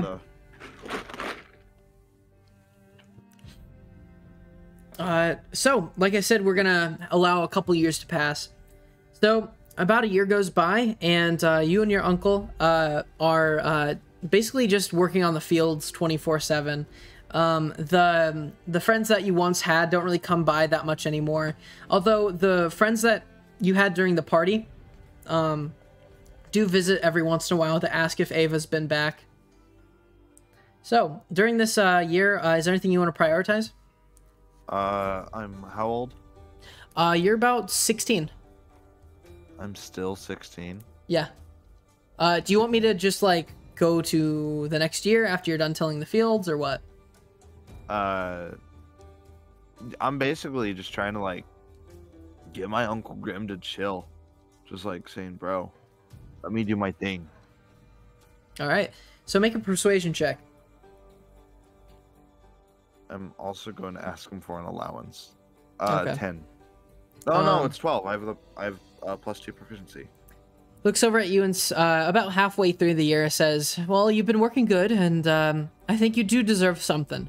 And he goes back to his little farm, and he asks you to come with him, and you guys sit down on a table, and he grabs a pouch full of copper and silver coins and like puts it on the table. He says, "All right, you pick your salary." Copper and silver. Yeah. He just puts a whole bunch there. Yeah, he puts a whole bunch there. He just tells you to pick your salary. This will be per month. What? This will be per month. I would pay you once a month. Once a month. All right. Well, monthly, how much do you make? That doesn't matter. Just choose. Well, it certainly does matter. I want to end up shorting myself. Trust me, I just want to do something here. Pick. How much silver is there? Seems to be about in total. This seems to be all your uncle's cash right now, like his savings. So there's about like I'd say like 40 silver and like maybe 30 copper. Okay, I'm gonna take 10 silver. 10 silver. He looks at you and says, "Good." And he reaches over and grabs the silver out of your hand and grabs into his pouch 1 silver. And he says, "This will be your starting allowance, but you made the right decision. You should want the best for yourself." And he says, "I think you would be a good businessman. Let's train with trying to sell our product, and this year, by the end of the year, you'll be going out and selling by your own. Maybe I'll help out a little bit here and there like you did long ago, but you're going to be running it. Is that okay?" Yeah. All right. So, the rest of the year passes, and so that would be, how many months are in a year again? 12. 12. So you get 6 silver total, unless you want to buy anything with it. So, bro, me taking 10 silver didn't mean crap. Oh, it did. Oh. Okay. So, yeah. I get how much silver? 6. Alright. Alrighty. And at the end of the year, he looks at you and says, "You've done well. Now is your main part. You get to sell as much as you can, and you get to take a certain percentage on how much you get. This will be your main money-making goal. The allowance I give you is just very minimal. Out in the real world, this won't sustain you. You need to learn how to work on your own." And he says to you that whatever you sell, you get to pocket 20% of it. Why not 40? Make a persuasion check.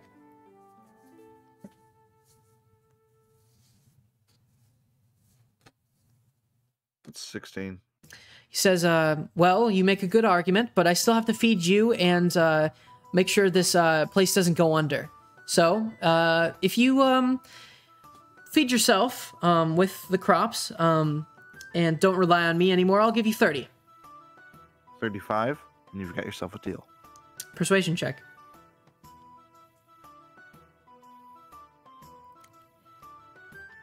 A 10. A 10. He says 30 is my final offer. All right, I extend my hand to shake. All right, he shakes your hand pretty heartily and says, "Well, congratulations, son. You're a businessman." Yay. All right, so the end of the year comes, and he says, "What we're gonna do exactly what we did last time, except our roles are gonna be reversed. I'm gonna be upselling our product to the local businessmen, and you will, on the other hand, will pick out from a list of pre-made sellers that we've done, and these are the highest bidders that we've seen. And you gotta upsell our product as much as possible. Remember, get as much money as possible because this is our livelihood." Yes, sir.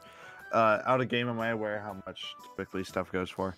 You know, average price is usually 200 gold. Okay, upsell it. Got it. Like, that's medium. Yeah. That's like what it usually sells for. Okay, so you guys ride into town on your wagon. Your harvest seems to be pretty good this year, especially since you've been working so hard on it. Actually, make an athletics check.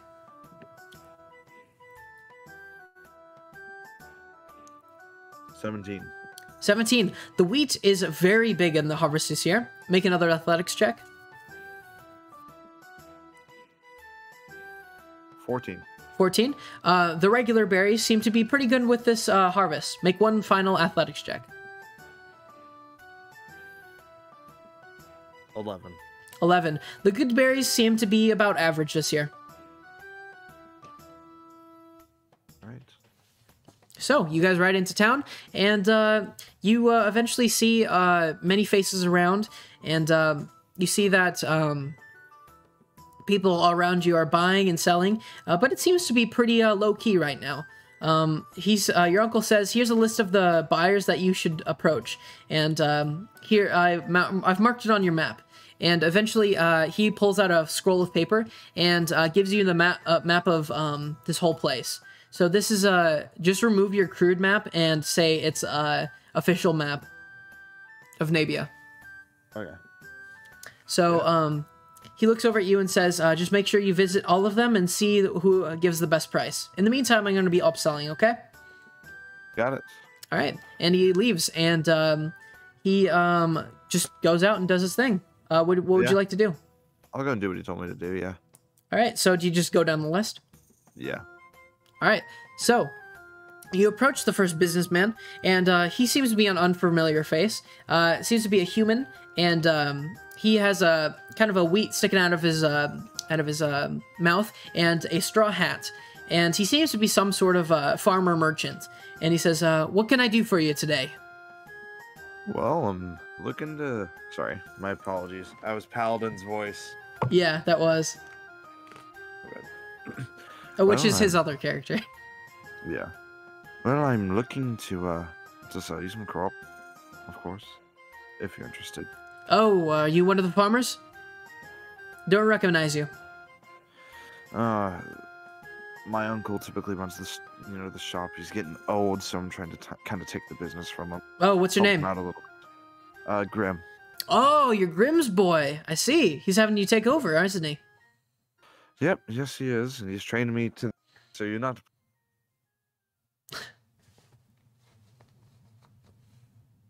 Anyways, you interested to buy anything? Well, he says, what do you got for us this year? Well, pretty much the same thing. Tell you, this was very hard to come by.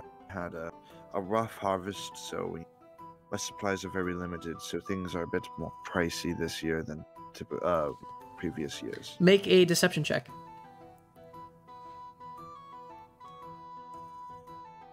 17. 17. Got it.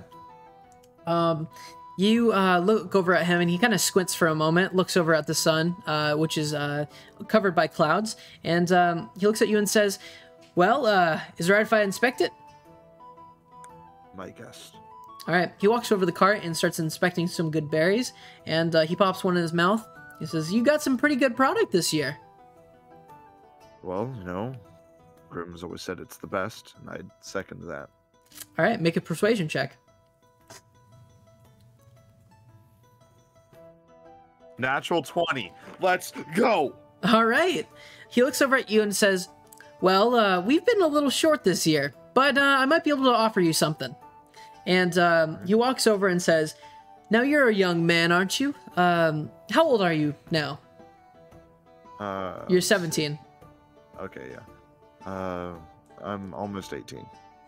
I see. Well, you're going to have two options. You're either going to have to take over the farm when your uncle gets a little too old, or you're going to have to leave him. Yeah. I've been thinking about that. Now, tell me, have you decided yet? I haven't quite decided, and if I did, why would I tell you? Well, I might be able to help you out with something. A little under-the-table deal. Okay. Here. I'll offer you, over the table, 200 gold.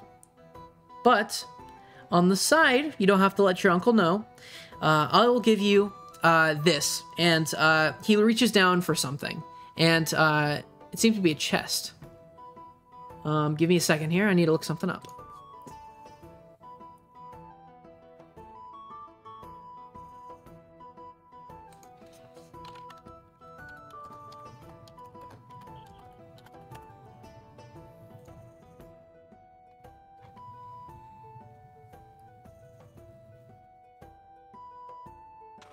All right. I'm gonna roll real quick. Okay. All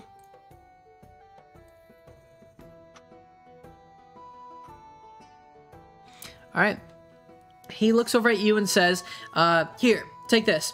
And he brings up 2 bottles. Looks to be vials of a green liquid. As you take the bottles, you kind of slosh it around your hands, which is plugged by a cork. He says, I got this from last year's president. He gave it to me for being such a good merchant. Still don't know really what it is, but I'll be willing to give it that for you for free if you accept my offer. Well, I mean, to be frank, this just looks like green apple juice.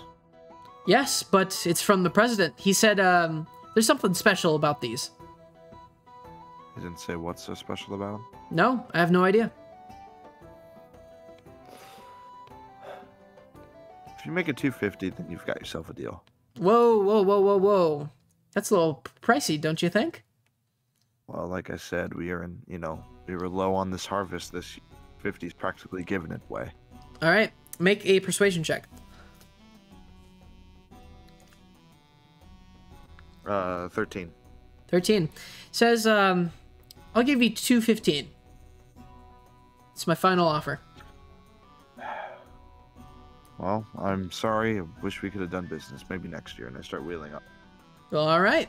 And he takes the bottles and puts them back into his chest. Do you wish to just go to the next merchant? Then I kind of look back to see if I baited him at all. He seems to be just keep going.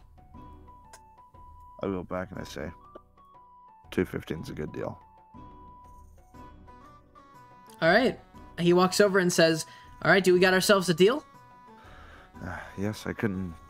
No, I tried baiting you, but yes, $215's a deal. Plus all right. Those vials. He gives you the 2 vials and $215. Our little secret. Of course, of course. Wouldn't want Uncle Grimm getting a little too suspicious of you wanting to leave, now would we? Thank you. And I hide it. All right. Yeah. So, I go down the list. well, your wares are sold. Oh, all of it? Yeah, that was all of it. Oh shoot, I'm gonna get in big trouble. All right, I'm in the town though, right? Yeah, you're in the town with a wagon and a donkey. I'm gonna go over to the church. That's quite a ways away. That would take about an hour or so. Is that okay? Yeah, that's fine. Yeah. All right. So, you head over there. I'm gonna put up the map real quick so you can see where you're going. So, as you head down, you go to the main square where everyone's at. And as soon as you do, you feel a sense of relief. Almost like everything you've been bottling up over the years has been finally released. And you feel very relaxed. Do you wish to continue? Yes. All right, and as you do, you see over to your left a sign with words on it. Seem to be underlined and exclamation points and bolded everything. Do you wish to read it? Yes. There seems to be multiple posters here. I'm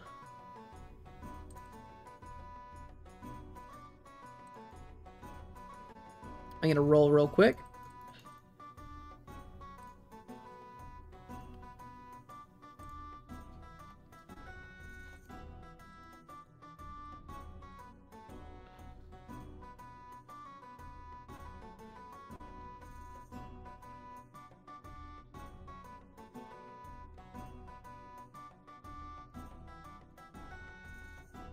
You see a couple posts around, one saying, earrings stolen. My wagon has been robbed by bandits in Eastern Village, or Eastern Forest. Among the items were an heirloom earrings that were given to me by my mother. Please find them. A reward available. And also, lost arrow.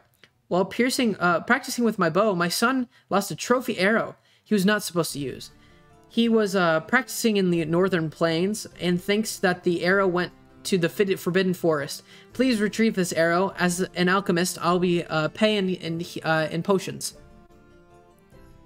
So those are the ones that are up there. Can I take them? You can. Yeah. All right, you roll them up and put them in your pocket. Please, on your character sheet, can you write, just put down 11 and 12. 11, Just put yeah. paper 11 and paper 12. All right.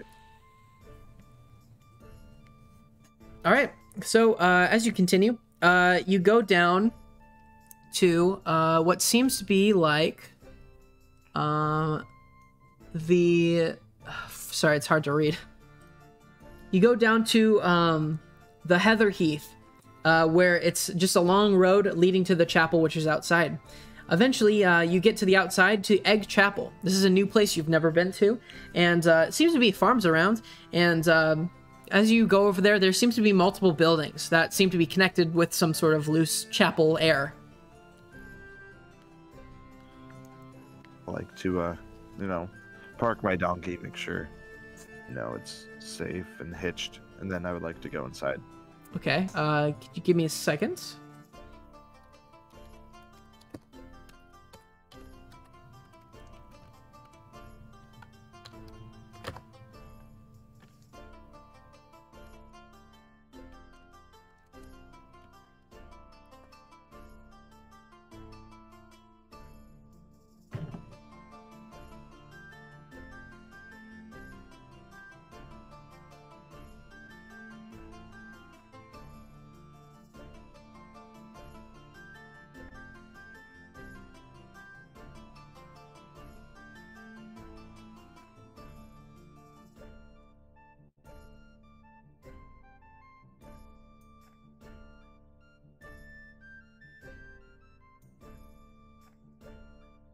All right, so as you continue, you just wish to go into one of the doors, right?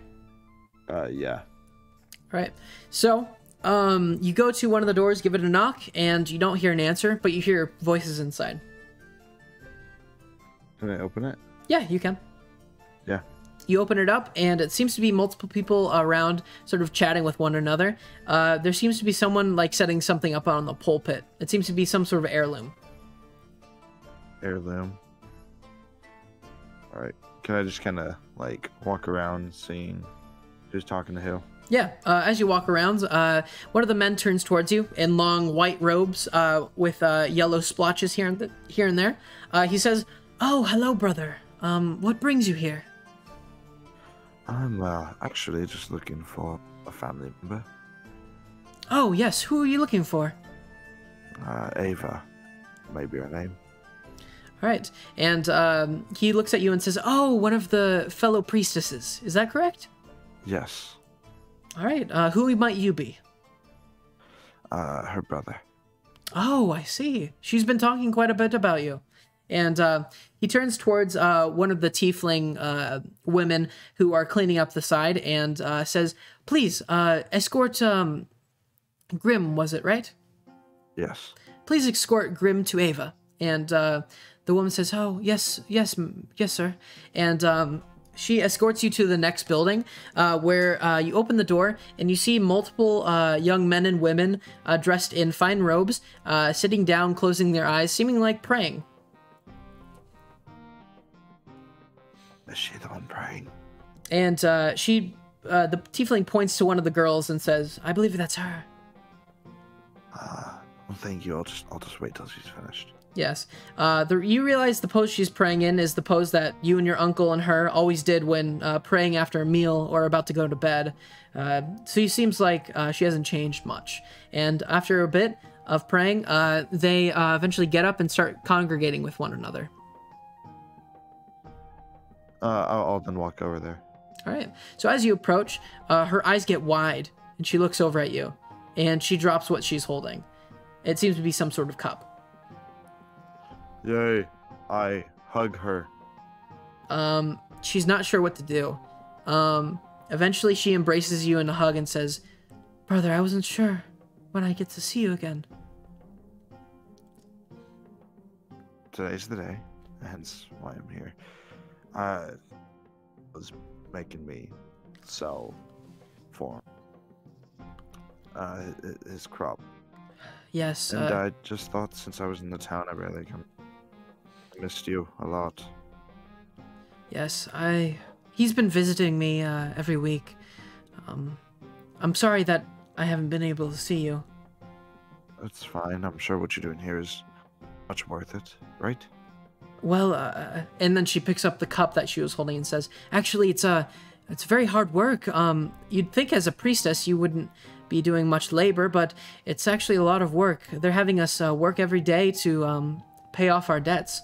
And she turns towards you and says, "I know that we didn't get to talk much before we left, but I want to say I'm sorry for what happened." That's fine. That's in the past. You've grown up so but- much. You look so much taller. And you kind of compare heights, and it seems like you finally surpassed her. Finally. I hated it when you were always taller than me. She kind of snickers to herself and says, "Well, I kind of enjoyed having the little advantage that on you that I did. But don't forget, I'm always the smarter one." That may be true. But, well, I don't know. Enough about me. How are you doing? Well, I've been doing very well, actually. I felt so refreshed ever since taking this as my new thing. It's been so much different than back at home. Here, we don't do any physical labor, but it's more mental labor, if you will. She says that she's met many friends here, and some of her friends from earlier on in her age sometimes visit, although they don't really attend regularly. She says that she's met like a couple people around that she really connects with. That's good. And do you have time to talk? I don't want to be interrupted. Yes, of course. We can go take a walk if you'd like. Please, please, please. All right, and you both head out and start walking the trail. Yes, things at home, well, I mean, as you can assume, are normal. Just Uncle's a workaholic, and he's kind of made me adapt that, and I really dislike doing it. I'm leaving next year when I turn 18. I don't know where to go, but... Does he know? I haven't told him yet. I need to. It's just... I'll be 18. I feel like I'd be old enough to make my own decisions. I'm making some money, but I was thinking about moving into the city. Maybe we could get a place together. I know maybe you're dating someone, not like Hander. Please God, I hope not Hander. Oh, I haven't seen him since that one day. That's definitely good. But I don't know if you're seeing someone, if you're getting married at all. But... Well, as a life as a priestess, I've sworn the vow of celibacy. Who's that? She giggles, and she turns towards you and says, "Oh, never mind. I don't have a boyfriend." Good. Well, anyways, so yeah, I don't know, I'm kind of thrown for a loop. I don't know where to go. Well, what kind of plan do you have after you leave the farmhouse? Well, I just want to get out of there. That's my number. Well, I saw some of these posters here, and I kind of pull up the posters and I show her. She looks at them and inspects them and says, "Oh, it seems to be like local jobs for freelancers. Those are usually picked up by adventurers that come into our town looking for work." Yes, I think it'd be kind of cool to try it out. Maybe. You want to be an adventurer? Well, I mean, whatever my parents were doing, or apparently the way Uncle was making it sound, they got to go. I mean, Sorry, they you died cut doing out. it. Okay, my bad. I'll just say again. I mean, adventuring sounds nice. I mean, I know my parents died doing it, but it definitely sounds like something that's interesting. Has to be better than the farm work I'm doing. Well, sometimes the grass is always greener. That's what my priest tells me. Sounds like a wise person. Yes. Well, if you do intend on living somewhere else, maybe you get a place in the city. But make sure you save up enough for it. I was gonna say, how much does that go in for? Well, you could just sleep at the local tavern, which is pretty cheap, or you could buy your own place. Maybe, but then what kind of jobs are... I don't know. I mean, you could maybe get a job as a merchant. I know that this place is full of breweries. Maybe you'd be able to do that. One second, I'm gonna look something up about the town.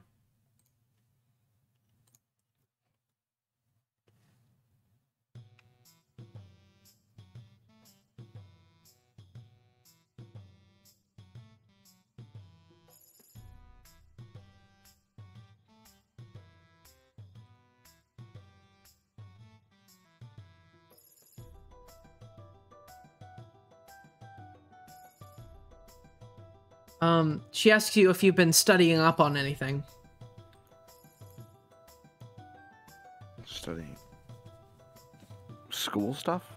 Yes, I know we didn't really get to do much on it. Here I'm doing much more school than I was able to do over at the farmhouse, but I was wondering, did you learn up on anything? Well, I did learn a new language. Might that be? Orcish.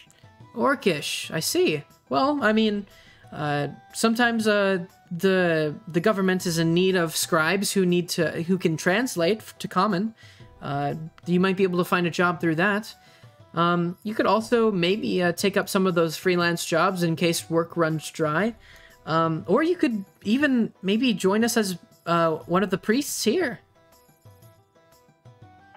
Maybe. I'm still kind of clueless on the religion thing. Yes, well, if you're trying to get off a farm, this is not the place for you, to be honest. Yeah? Yes. Well, I know the election's coming up pretty soon, so you could obviously try to find your way to some connections while that's happening. Get into politics. Yes, I know, it's crazy. Well, definitely sounds interesting. Yes, I mean, there's also, you could be a fisherman over at the docks. I know that there isn't much need for fishermen nowadays, but you could definitely try that hobby. Maybe. Or I could just kill everyone here and take all the gold and move away. Well, good luck with that, because I would have to stop you. That's true, and you'd beat me. Well, maybe one day we'd have to see. Well, also, since I have you here, I pull out those vials. Okay. Do you know anything about this? She looks over it and examines it and says, "Oh, you know an alchemist?" I have no clue. Well, these are definitely made by one. And she opens up the bottle and she inspects it for a moment and says, "There's great healing energy from this. This is pretty expensive. Where'd you get it?" Healing. Well, Uncle told me to come here to the town, upsell the product. The product was typically going for 200.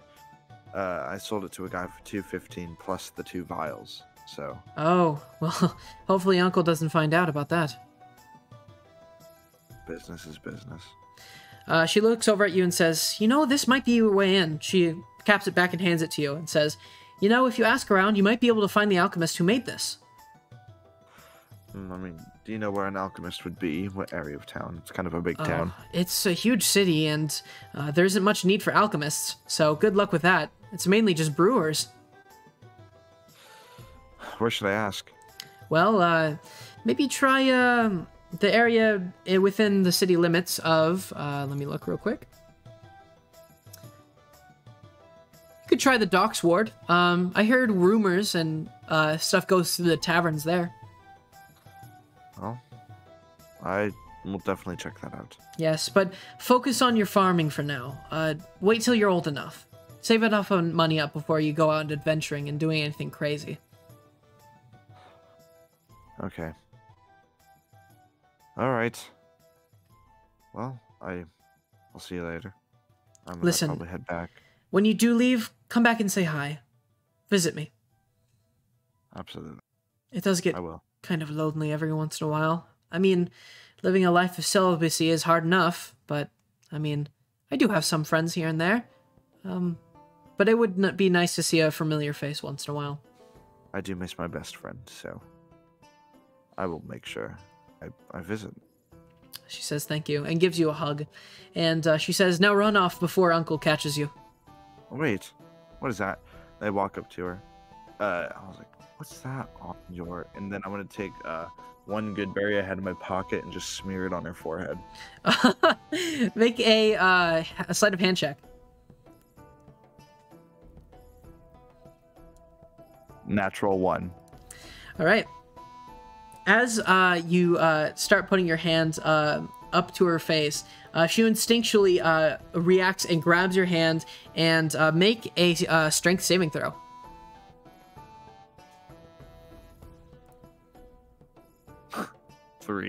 Three. She uses all her might to swing you down, and you are now on the ground. Her boot is now on your face and says, "Well, I guess we didn't have to wait that long to see who's stronger." I'm tired. I've been selling my muscles. I'm letting you do this. You know I could break your arm with this hold, right? No, it's not. You can't. But I worship the goddess of joy, so it wouldn't be that joyous if I killed you, now would it? I guess not. And she lets you go and says, "Good luck with your, well, whatever you're doing." And she starts walking away. Thank you. And then I give off. All right. So you take the donkey and go back. Yep. Eventually head back to Oak Orchard, and your uncle approaches from the distance and says, "Where have you been? I've been looking around for you for quite a while." I stopped by to say hi to Ava. I see. Make a persuasion check.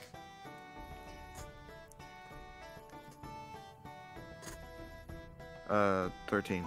13. He says, "I understand. Well, you've done your job well, so there's really no reason for you to not be able to do that. You're getting older, so I'm gonna let you do more things now. If you ever want to go into the city, just let me know, and you may freely go as you please." Got it. Well, I'm assuming you want to walk back. Yes, how much did you get? Well, a bit of an issue with that. I tried pushing and pushing for, I think maybe got on people's nerves. 215 was the highest I could get. Well, some years have been worse than that. I mean, I wouldn't say that's quite a bad deal. I mean, it's your first time. Thank you, sir, for helping me. Maybe next year will be better. Yeah. Just remember, as long as you stick with me and the farm, no one will be able to harm you. About that, would you like to talk? What about? My longevity with you and the farm. I see. And he looks down as you guys walk towards the bridge. He says, "Well, I feared this day would come. You know, my brother had the same spark as you. I knew you would ask the same thing." And he talks about how his brother was your father, and how he knew that you'd want to leave the farm one day. And he says, "You know, I'm very conflicted on this, as you know. Please, I would ask you, don't leave the farm. I need you here. I don't know how I'd be able to do it without you." I understand you need me, but you also have to see that I need to live my own life. I've spent 17 years doing the same thing. Listen, when the harvests start getting good and we make more money and you get to sell better, how about then? Just wait a little bit. Uncle. Fine. How about this? A little proposal. Yes. One businessman to another. Employees give bosses 2 weeks notice. I'll give you a year notice. This time, next year, after harvest, that'll be my final sell. I will do 1 more year of work for you. I'll be 18, and that's it. He looks down and make a persuasion check.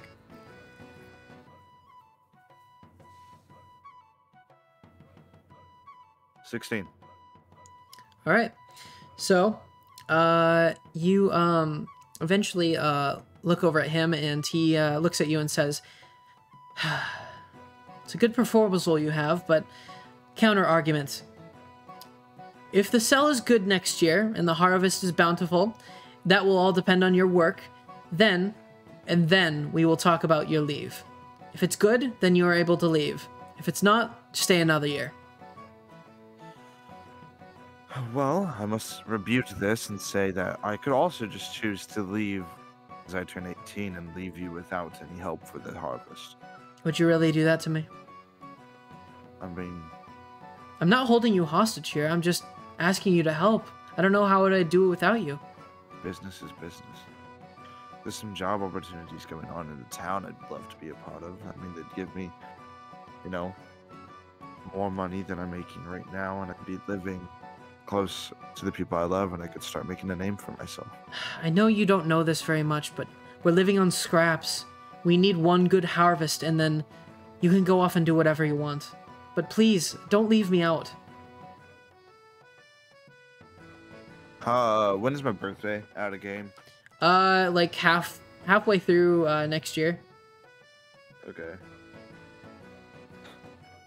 I will do for a year. That's it. I'm giving you enough time to go into the town, look for another person to help you. He looks over at you and says, well, if that's what you want. And he doesn't say another word and starts walking off. I'll be home soon. I'm gonna finish some things up here. He says, okay. And he walks off into the moonlight. And I think that's where we should leave it off for this session. All right.